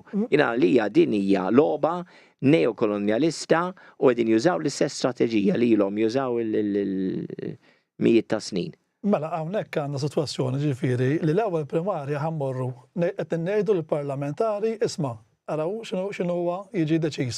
Eżatt. Issa in-number 2 li qed jgħid Ivan u jien qed nifhmu illi jekk intom tiffirmaw aħna ħansabtu saqajna u ħanieħdu ħammorru qudiem il-liġi, qudiem il-maġistrat biex nikkontestaw il-Kostituzzjoni, però mbagħad għandek id-drawback illi Mhux faċli, naħseb iktar hemm ċans li l-poplu jipprova juri kif kien jindika Ivan. Iva, jipprova jagħmel dak li kienet jissuġġerixxi Mahatma Gandhi u Martin Luther King warajh, illi jkun hemm public resistance. Passive resistance biex niftehmu. Maħniex qegħdin ngħidu l-armi hekk biex niftehmu. Mahatma Gandhi kellu l-Imperu Ingliż kontra tiegħu u rnexxielu għax irnexxielu jipperswadi l-Indjani li tabilħa il-pajjiż qabel ma ġew l-Ingliżi kienet ir-raba' pajjiż fid-dinja. Le, raba, kellhom kienu din jesportaw kwart tal-exportations tad-dinja kollha. Ara kemm kien hemm rikkezza ġewwa l-Indja. Ġi l-Imperu Ingliż f'mit sena xorbulhom kollox, spiċċaw fost l-iktar foqra li kien hemm. Ġifieri aħna bħala Maltin nafuhom dawn l-affarijiet. Iridu noqogħdu attenti. Stage 1, nafuh x'iridu nagħmlu, mela il-parlamentari u minn hemmhekk. Jekk le il-poplu jrid jieħdu ir-reżistenza kif jista' b'mod paċifiku illi ċerti affarijiet ma joqgħodx għalihom. Għax l-affarijiet li huma inġusti bħal meta inti għandek fizzjal jew soldat u jiġi maġġur jew kurunell jgħidlu trid tagħmel hekk. Issa dana għandek ir-regolamenti tal-militar. Jekk għandu l-kuraġġ jgħidlu sur kurunell. Dana qed tittini ordni li mhijiex leġittima. Ġifieri. Issa jew ħajbezzo, jew ħajjipprova jiġġieled u jgħid isma' di ma narajx leġittima. Allura m'iniex ħansegwija. Mbagħad ikun hemm żewġ options, jew jiġri li għandu jiġri u jagħmlulu court martial. U mbagħad irid jiġġielida fil-court martial u kapaċi jitlifa, kapaċi le, għax mhux li jgħidu, u mbagħad l-imħallef fil-court martial jiġi jiddeċidi, jew inkella fis-sat ta' gwerra jiġi l-kurinell jew il-ġeneral jabgħat il-pistola tiegħu jabgħu jisparalu. Dik il-problema. Mbagħad il-vittma għandu dritt jiddefendi lilu nifsu wkoll mbagħad. Iva, ma jekk jiġu imposti pereżempju proċeduri mediċi, kirurġiċi jew mediċi fuqna, aħna għandna dritt illi nirreżistu. Hemm il-konvenzjoni fuq id-drittijiet tal-pazjenti. Għada ma ġietx ratifikata, jien dejjem inħobb insemmija, għada ma ġietx ratifikata mill-Parlament Malti. il-pazjent għandu drittijiet. Avolja ma ġietx ratifikata mill-Parlament Malti, xorta tagħmel parti mill-obbligi ta' Malta, għaliex għax ġiet ratifikata mill-Unjoni Ewropea. Mela, xorta waħda, jisom din jippruvaw joħorġu ma tiġix ratifikata, ma ġiet ratifikata tramite l-Unjoni Ewropea. Apart il-fatt illi għandek trattat internazzjonali ukoll fuq id-drittijiet tal-pazjent, jiġifieri xorta waħda id-drittijiet tal-pazjent qegħdin hemm. U il-poplu irrid jara u jinforma ruħu u jgħid isma' jiena bħala individu għandi drittijiet bħala pazjent tiġix tgħid li jiena xirrid nagħmel biex nissalvagwarda is-saħħa tiegħi jew is-saħħa tat-tfal tiegħi, eċċetera, u tiġi tgħid li x'għandna. Tieni pariri kemm trid kif għamlu l-Iżvezja u jgħidu tbedu minn xulxin meta tkunu ġo post malu il-bsu l-maskri. Imma rekomandazzjonijiet, mux bil-pulizija bħal-Gestapo għalla ħars ma kienx jagħmilha. U l-Iżvediżi jekk għamlu l-Iżvediżi ħallowa fid-diskrezzjoni tan-nies. U l-Iżvezja kellha ħafna inqas problemi u mal-eċċej laħwienet u la xejn għax qalu aħna recommendations ħadnihom imma dawn mhumiex parti mill-liġi. Naqblu il-punt huwa l-offol ta' kollox huwa il-poplu irid jifhem id-drittijiet tiegħu u ma jaċċettax liġijiet li huma legali biex tifhemu. U jiġġieled mod legali paċifiku kif kien jgħid anki l-President. Mela wasalna f'stat li rridu mmorru l-belt ġifieri darba. U tuża Eva m'għandux fiduċja fil-Parlament. Over and over. Over and over. L-Attorney General, etc. L-advice li qed tidher toħroġ mill-Attorney General huwa dak li jrid il-Gvern. Assolutament di mhux kontra l-Kostituzzjoni, di mhux hekk meta ċarissima tkun. Jiġifieri fil-fema tiegħi l-Attorney General spiċċa biss l-avukat difensur tal-Gvern. It's as simple as that. L-oppożizzjoni isa dak li jgħid il-Gvern taqbel miegħu f'kollox u f'dal każ tal-ħu inkwetanti ħafna għax jidher fiċ-ċar li għan mhux qed jitkellmu. Aħna qegħdin nitkellmu u l-Parlament mhux qed jitkellmu fuq ħaġa serjissima bħal di li ħadd affettwa l-istat tal-pajjiż, is-sovranità kollox, human rights. Again, fil-bidu tgħidlek, Democratic Republic, defending the human rights tal-persuna, tal-individwu, ċarissima li dak il-proċess jider li ħajġi bypassed. Ħanaqtu niffirmaw, ara jeħtieġ li l-poplu jifhem li għandu drittijiet. Ir-rappreżentanti għaw m'għandux il-poter jagħmel affarijiet kontra il-dak tiegħu. Ir-rida tal-poplu. U mhux il-rappreżentant għandu il-poter li jiddeċidi, il-poplu għandu, u l-poplu iddeċida, diġà iddeċida, I want my human rights, I want my rights. Jien nispera dawk in-nies li ma votawx jiċċaqalqu wkoll. M'għandhomx rights, minn għalihom għandhom ir-rights. M'għandhomx rights. Jiena xtaqt it's a political solution. Punt wieħed.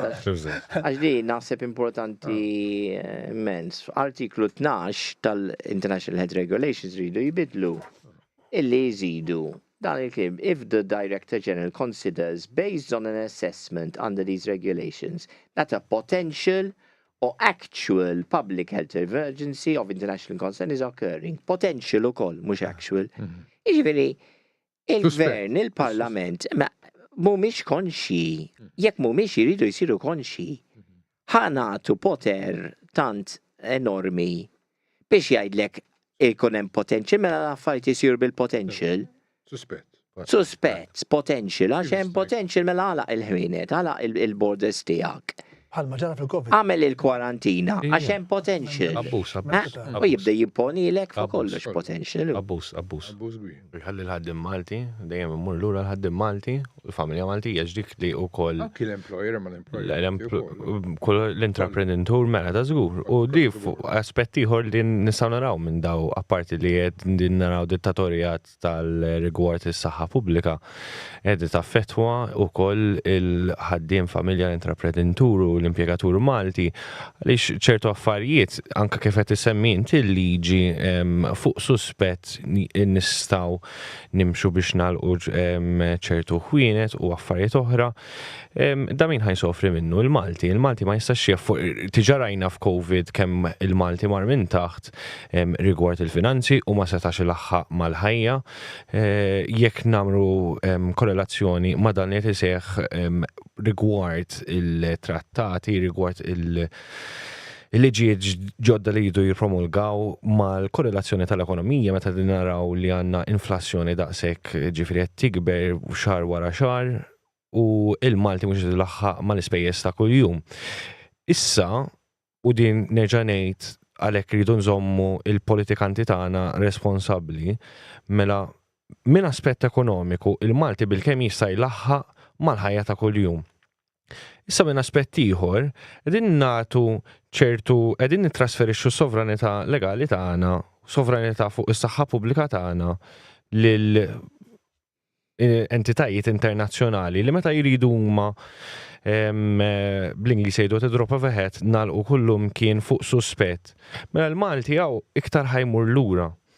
Tiġa din naraw il-problemi rigward ukoll hawn nistgħu nsemmu madankollu il-fatt li il-Malti ilu żmien jipprova jerġa' jirpilja u jqum fuq saqajh u issa ħaniġu ġifieri l-Parlament ukoll ħajġi b'dan it-tip ta' trattat u b'dan it-tip ta' liġijiet ġodda li jerġa' jibgħatu lura. Ma possibbli li l-gvern tal-lum kif ukoll l-oppożizzjoni ma tallimniex minn dak li ġara sena ilu? Possibbli dawn in-nies li l-istess imorru jgħidu fuq il-televiżjoni jew fuq il-medja soċjali li jgħidu li huma għaddejja ċivili li qegħdin hemm man-nies mhumiex qed jitkellmu fuq trattat bħal dan u liġijiet bħal dawn li ħajaffettwaw il-Malti b'mod dirett u nerġa' ngħid mhux ħajaffettwalu biss is-saħħa pubblika tiegħu, is-settur tas-saħħa pubblika u jiddettalu kif għandu jħossib is-saħħa ta' kuljum. Ħataffettwalu l-finanzi, ħataffettwalu kif hu għandu jmexxi n-negozju tiegħu, kif hu għandu jmexxi l-ħajja soċjali tiegħu li terġa' taffettwa kif rajna fil-sentejn ilu għadna naraw sissa esplużjoni fil-problemi mentali li jiġifieri jkun hemm kulħadd ikollu ġib ta' depressions jew xi ħadd li dawn ukoll il-gvern ma ħax ħsiebhom.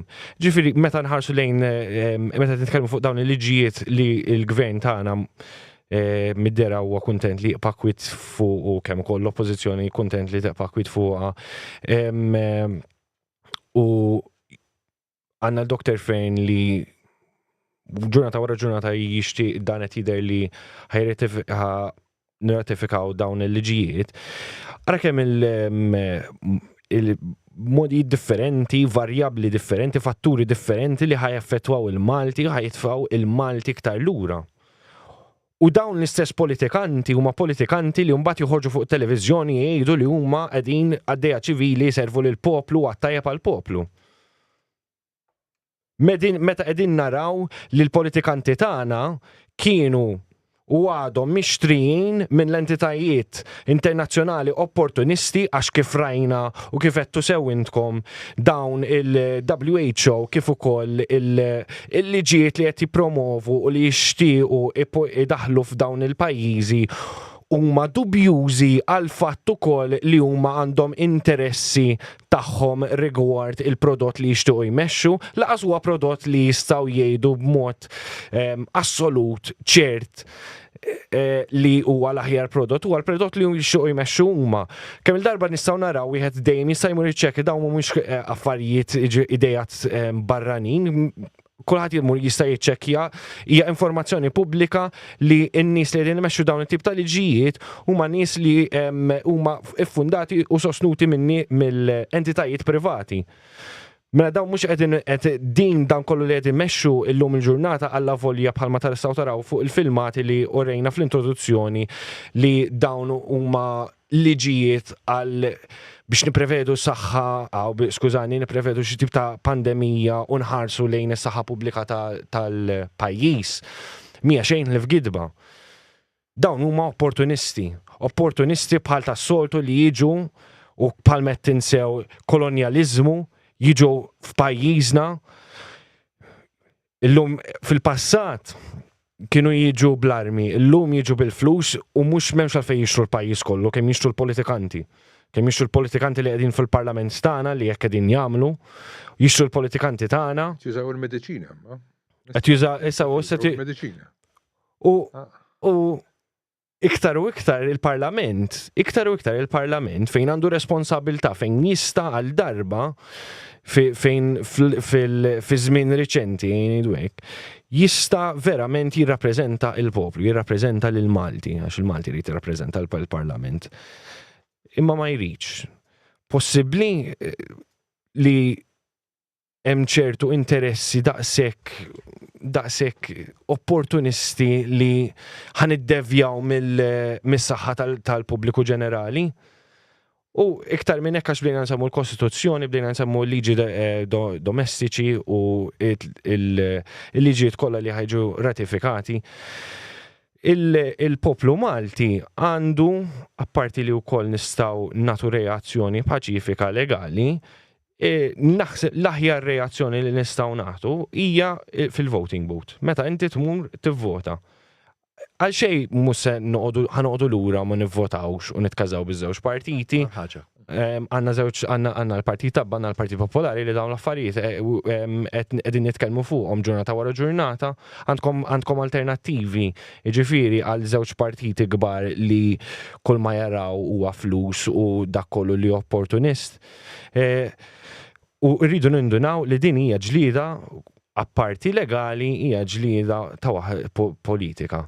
U dawn iż-żewġ partiti li dejjem ġurnata wara ġurnata fi żmien riċenti juru kemm inqataw mill-poplu Malti, inqataw mill dak li huma suppost qegħdin hemm, li huma għaddejja ċivili, li suppost inti taqdi l-poplu għat-tajjeb tal-poplu, mhux tisserva bil-poplu, mhux nużaw l-ekonomija biex tisserva bil-poplu, mhux nużaw il-politika biex naraw kif nistgħu nxaħnu il-but u nieħdu u nitilgħu fis-sellum soċjali u fil-karriera tagħna bħalma diġà hemm nies li qed jagħmlu fl-amministrazzjoni preżenti u probbli anke fl-amministrazzjonijiet tal-passat.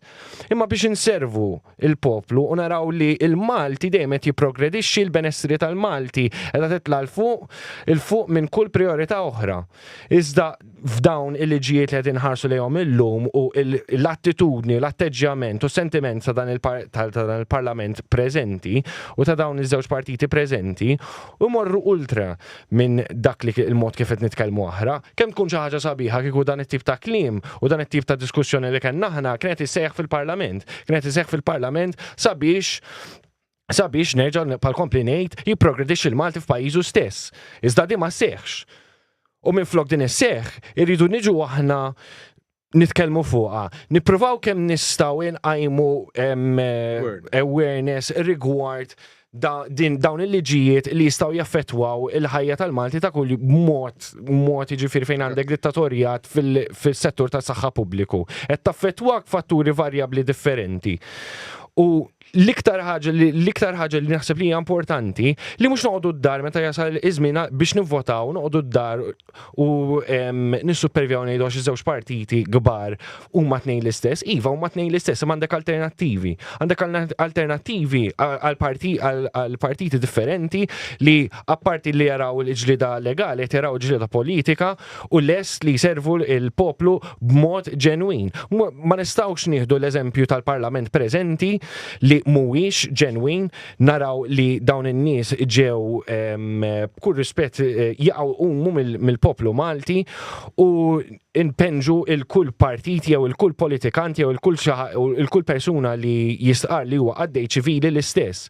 Il-Parlament preżenti mhux rappreżentazzjoni ta' kulħadd li jixtieq ikun għaddej ċivili u għalhekk aħna inti li qed tara dan il-filmat trid tieħu l-poter f'idejk u dak il-poter huwa il-vot. Jekk inti mhux se tivvota u ħatiqbad dar u ma tivvotax sempliċement tar raġuni li ż-żewġ partiti u l-amministrazzjonijiet preżenti qegħdin ifallu dan il-pajjiż b'mod estraordinarju, xejn ma ħajinbidel, l-istess ħajqpaw l-istess nies li huma opportunisti, l-istess nies iridu ikomplu ixaħnu il-but tagħhom, l-istess nies li għandhom iktar interessi fil-karriera tagħhom, l-istess nies li jipreferu jitilgħu s-sellum soċjali fi sferi internazzjonali u man nies u entitajiet internazzjonali milli jgħinu lil Malti u jekk nibqgħu morru lura. U mhux biss imorru lura aħna, il-ġenerazzjoni tal-lum, il-ġenerazzjoni tal-futur.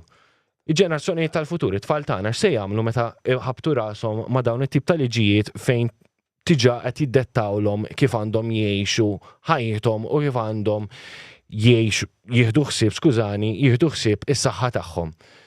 Meta mill-bidunet it-tfal tagħna, il-ġenerazzjoni li jmiss tiġa tilfet id-drittijiet umani tagħha mitwelid.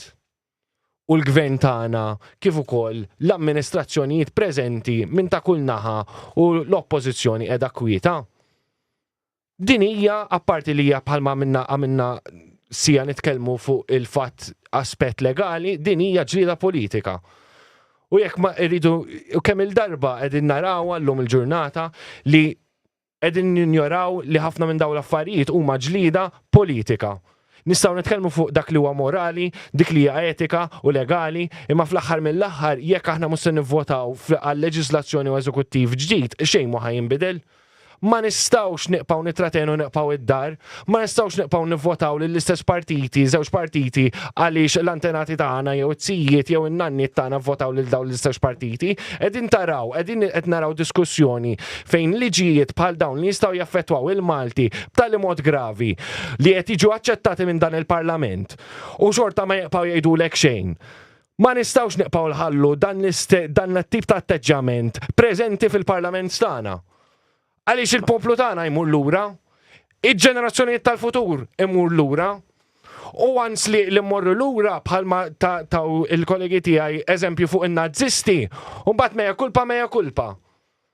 Hekk ħanamlu aħna ma jistax ikun li il-komplu nimxu b'dan it-tip ta' diskors jew aħjar dogma fejn żewġ partiti jew żewġ min nies biss nistgħu nivvotaw. Din hija ġlieda politika, palma qegħdin naraw l-iskandli rigward l-ekonomija, l-iskandli rigward il-mewt ta' ħafna min nies li setgħu u ġew affettwati bil-vaċċini ta' COVID, l-iskandli rigward il-Jobs Plus u l-immigrazzjoni, dawn dejjem jaqgħu taħt ħaġa waħda li kieku irridu nivvotaw b'mod differenti. Hija ġlieda politika. Apparti li hija ġlieda legali, iva dejjem hemm il-liġi li ħafna drabi li mhux qed iżommu magħhom dawn iż-żewġ partiti preżenti li għandna fil-Parlament, żewġ partiti li qegħdin fil-Parlament. Irridu nieħdu l-azzjoni aħna u b'mod paċifiku, b'mod legali u b'mod nieħdu l-poter lura tagħna u għalli nivvotaw. Għax jekk mhux se nivvotaw b'mod differenti, il-futur mhux se jkun differenti. Ekku, Jacob, għandek raġun ġifieri u falli għattejt inti ġifieri għandna nagħmlu. Mario, xtaqt minn flok ila naħseb li. Nagħmlu rawn tal-nibdew nagħlqu. Minn flok ma xtaqx nirrepeti dak li għad aspetti legali, forsi ikun iktar utli jekk nisimgħu dak il-klip ta' intervent ta' membru tal-Parlament ġewwa l-Irlanda. Għax għamel speech interessanti ħafna u naħseb iktar jista' jitkellem mod ċar għax għamel speech bil-dettalji kollha. Siba. Dirizza il-kollegi tiegħu ġol parlament tal-Irlanda li kienet għal ħafna snin kolonja bħalna. Ivan just under 600,000 deaths from the vaccine. We can say that, hands down. What was the number? Do you by chance know the number of deaths from COVID within the same time period? The number of deaths right now on the books for COVID are at 1.2 million. Now that's every death that happened with someone testing positive. When there's an analysis of did they really primarily die of COVID, the answer is it's about 10% of that. So it's roughly 120,000 Americans died directly of COVID. Now, one could say that if it was in the context of someone near the end of life, they were robbed of a few days or a few months of life, and that's a fair argument. But our government encouraged death certificate coding that was so broadly inclusive that even things that were completely unrelated to COVID or COVID pneumonia, if they tested positive, was counted as a COVID death. And we now know the COVID test, the PCR test, can remain positive for many months after the initial infection.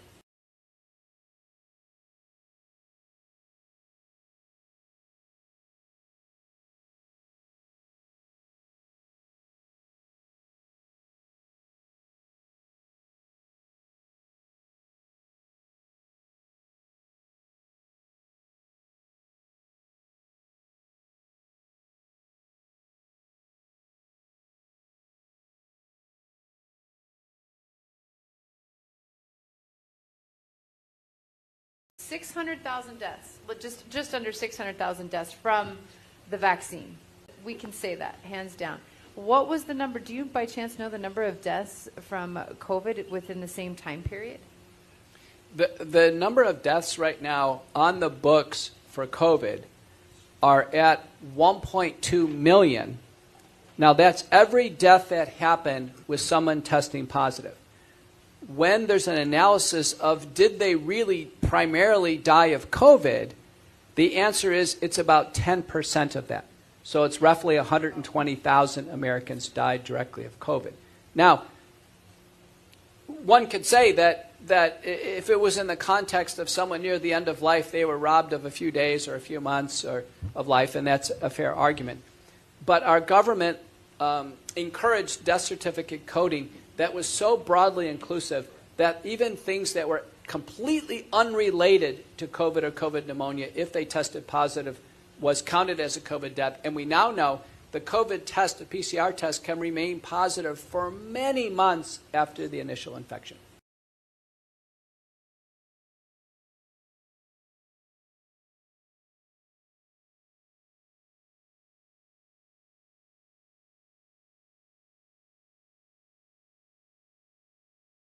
Spettaturi, għax kontet nirreferi għal intervent parlamentju għall-Irlanda, kont nizbali dak klipp ieħor. Għawek kena intervent ta' Dr. Peter McCullough, tabib imlaħħa immens, li ħareġ ħafna studji u fil-fatt kien anke kien ta' il-kontribuzzjoni tiegħu, il-kontribut tiegħu ġewwa l-Qorti Kostituzzjonali ta' Malta fuq il-każ li għandna. U huwa semma illi fil-fatt kien hemm diskussjoni illi wara l-vaċċini mietu xi 600,000 ruħ ġewwa l-Istati Uniti. Minix qed ngħid u mhix tajbin jew le, nikkonferma da, ovvjament dak li qed jgħidu huma. Il-mistoqsija kienet lilu kemm mietu bil-COVID u qal illi avolja oriġinarjament qalu li kien hemm xi miljun 1.2 miljon li qalu li mietu bil-COVID. Fil-fatt ma mietux bil-COVID minħabba l-COVID għax kien dbabis fil-interpretazzjonijiet. U fil-fatt qal kien forsi 10% minn daw. Wieħed u xi 120,000. X'ħint qabbel 120,000 ma' 600 li mietu wara li ħadu l-vaċċini. Ovvjament, tista' tara il-vaċċini għamlu ħafna iktar sara mill-COVID. Issa trid tqis ukoll avolja tgħid imma 120,000 huma numru sostanzjali. Trid tqabbel il-120,000 ma' kemm imutu ġeneralment kull sena bl-influenza, pereżempju, jew bin-pneumonja. Ġifieri trid tqabbel dak wieħed mal-ieħor biex tara jekk hux 120,000 kemm hija gravi jekk hija tiġġustifika dikjarazzjoni ta' pandemija jew ta' epidemija ġewwa l-Istati Uniti għax kienu din jitkellmu fuq l-Istati Uniti. Għalhekk irridu biex nikkonkludi nagħlaqgħu toqgħod ħafna attent meta xi ħadd ħajjiġi jiddikjara barra minn pajjiżek għaw epidemija, pandemija. Għax issa hemm dawn il-prodotti illi jridu jittieħdu u ma ikun hemm il-konsegwenzi tagħhom. Dawn id-deċiżjonijiet tajbin jew ħsiena jridu jkunu jsiru minn pajjiżek u mhux minn x'imkien neokolonialistu tiku fejn hemm ħafna interessi kummerċjali u nafhem. Ivan, fidejk, Mike fidejk. Mela. Ir-rappreżentanti tagħna qed jikkonsidraw jiffirmaw trattat perikolus ħafna għalina l-Maltin.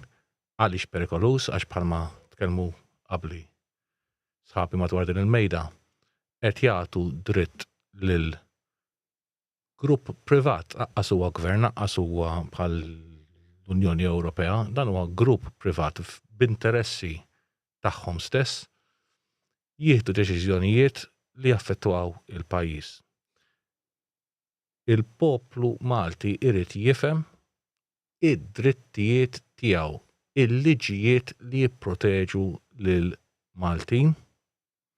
Irid jifhem li rappreżentanti tagħna jirrappreżentawna mhux jieħdu d-deċiżjonijiet huma il-poplu Malti jieħu id-deċiżjonijiet u jgħid lir-rappreżentanti x'jagħmel u x'ma jagħmilx.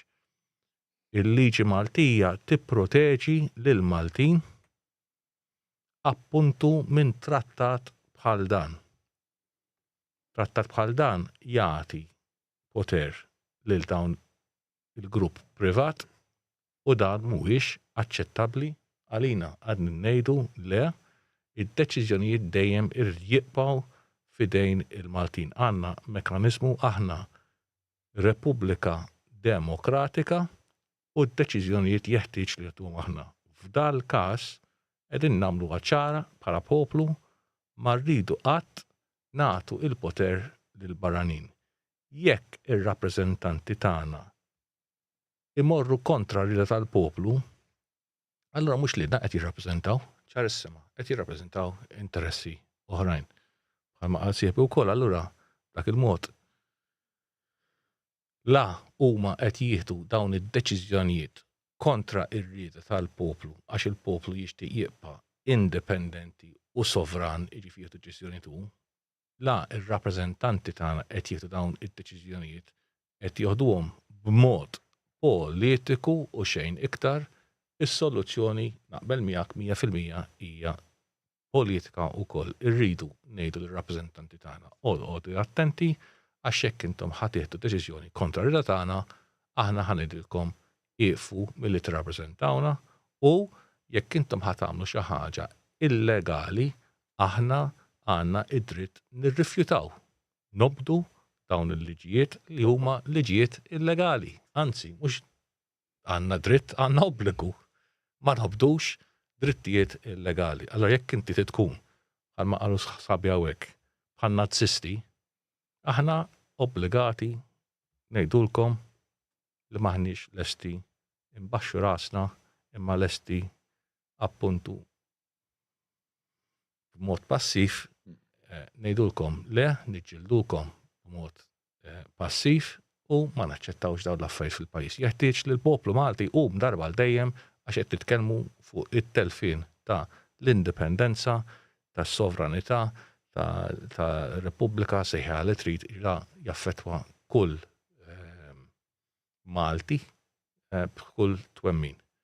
Jiena allura ma' sħabi hawnhekk ninaqat billi nitlobkom biex tafżaw lil rappreżentanti tagħkom li m'intomx kuntenti b'din id-direzzjoni u din id-direzzjoni mhix aċċettabbli u allura qed tiġi rrifjutata b'mod uffiċjali mill-poplu Malti. Alex. Proset.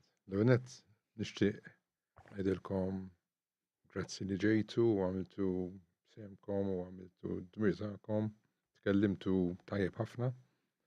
Illejla ndunajna fir-realtà li Malta qiegħda f'sitwazzjoni daqsxejn wera bdiet l-emendi tat-trattat. Jidher ċar kif diskutejna fuq il-mejda llum illi milli jidher il-Parlament m'għandhomx l-interess li jitkellmu fuq dawn il-problemi serji. Allura rridu noqogħdu attenti bħala poplu illi ma norqdux. Naħseb jiena se jkollna nagħmlu effort kbir li noħorġu minn ġoġarna u nagħmlu li għandna nagħmlu biex il-gvern u l-oppożizzjoni jindunaw illi di l-sitwazzjoni ma nistgħux inħallu għaddejja. Tkellimna fuq affarijiet li ippruvaw jemendaw f'dal-kuntratt. Nistgħu nitkellmu fuq affarijiet li m'għamlux, li ma kitbux fil-kuntratt biex isaħħu iktar id-drittijiet tagħna biex ma nimirdux. Per eżempju, stajna nitkellmu li kien hemm nuqqas ta' diskussjoni fil-Parlament fejn namlu studju xjentifiku jekk għamlu żbalji għaw Malta, jekk użawx mediċina ħażina.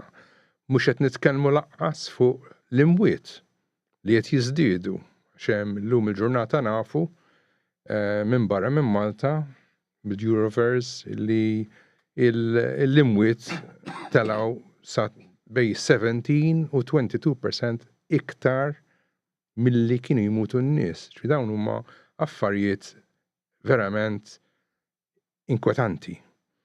U qed nitkellmu wkoll sfortunatament illi dal-entità privata se jmexxina fuq prinċipji li jużaw fil-COVID passat mingħajr mhux qed jaċċettaw l-iżbalji drastiċi li għamlu.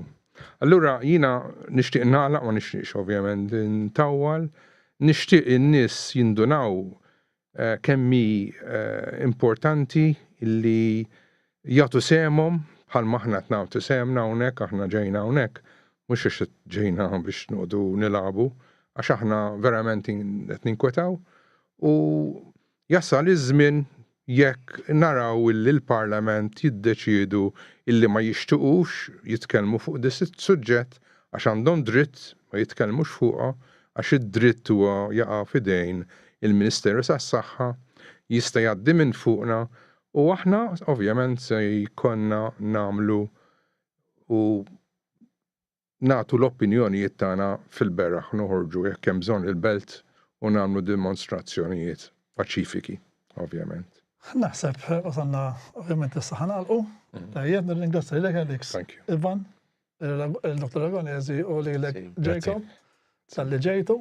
Naħseb fil-konklużjoni wasanna jisu għal-qbil kif qed nara jien illi l-ewwel nett rridu li r-rappreżentanti tagħna jitkellmu fil-Parlament f'dal-istadju, però mbagħad fl-istadju jekk ma jitkellmux fil-ġejjieni ħajkonna nieħdu stent iktar għajdulek drastiku tajjeb illi nsabtu saqla manħad kif ngħidu b'mod passiv u ovvjament u ħan niġġieldu mbagħad iktar quddiem b'mod legali u fit-toroq.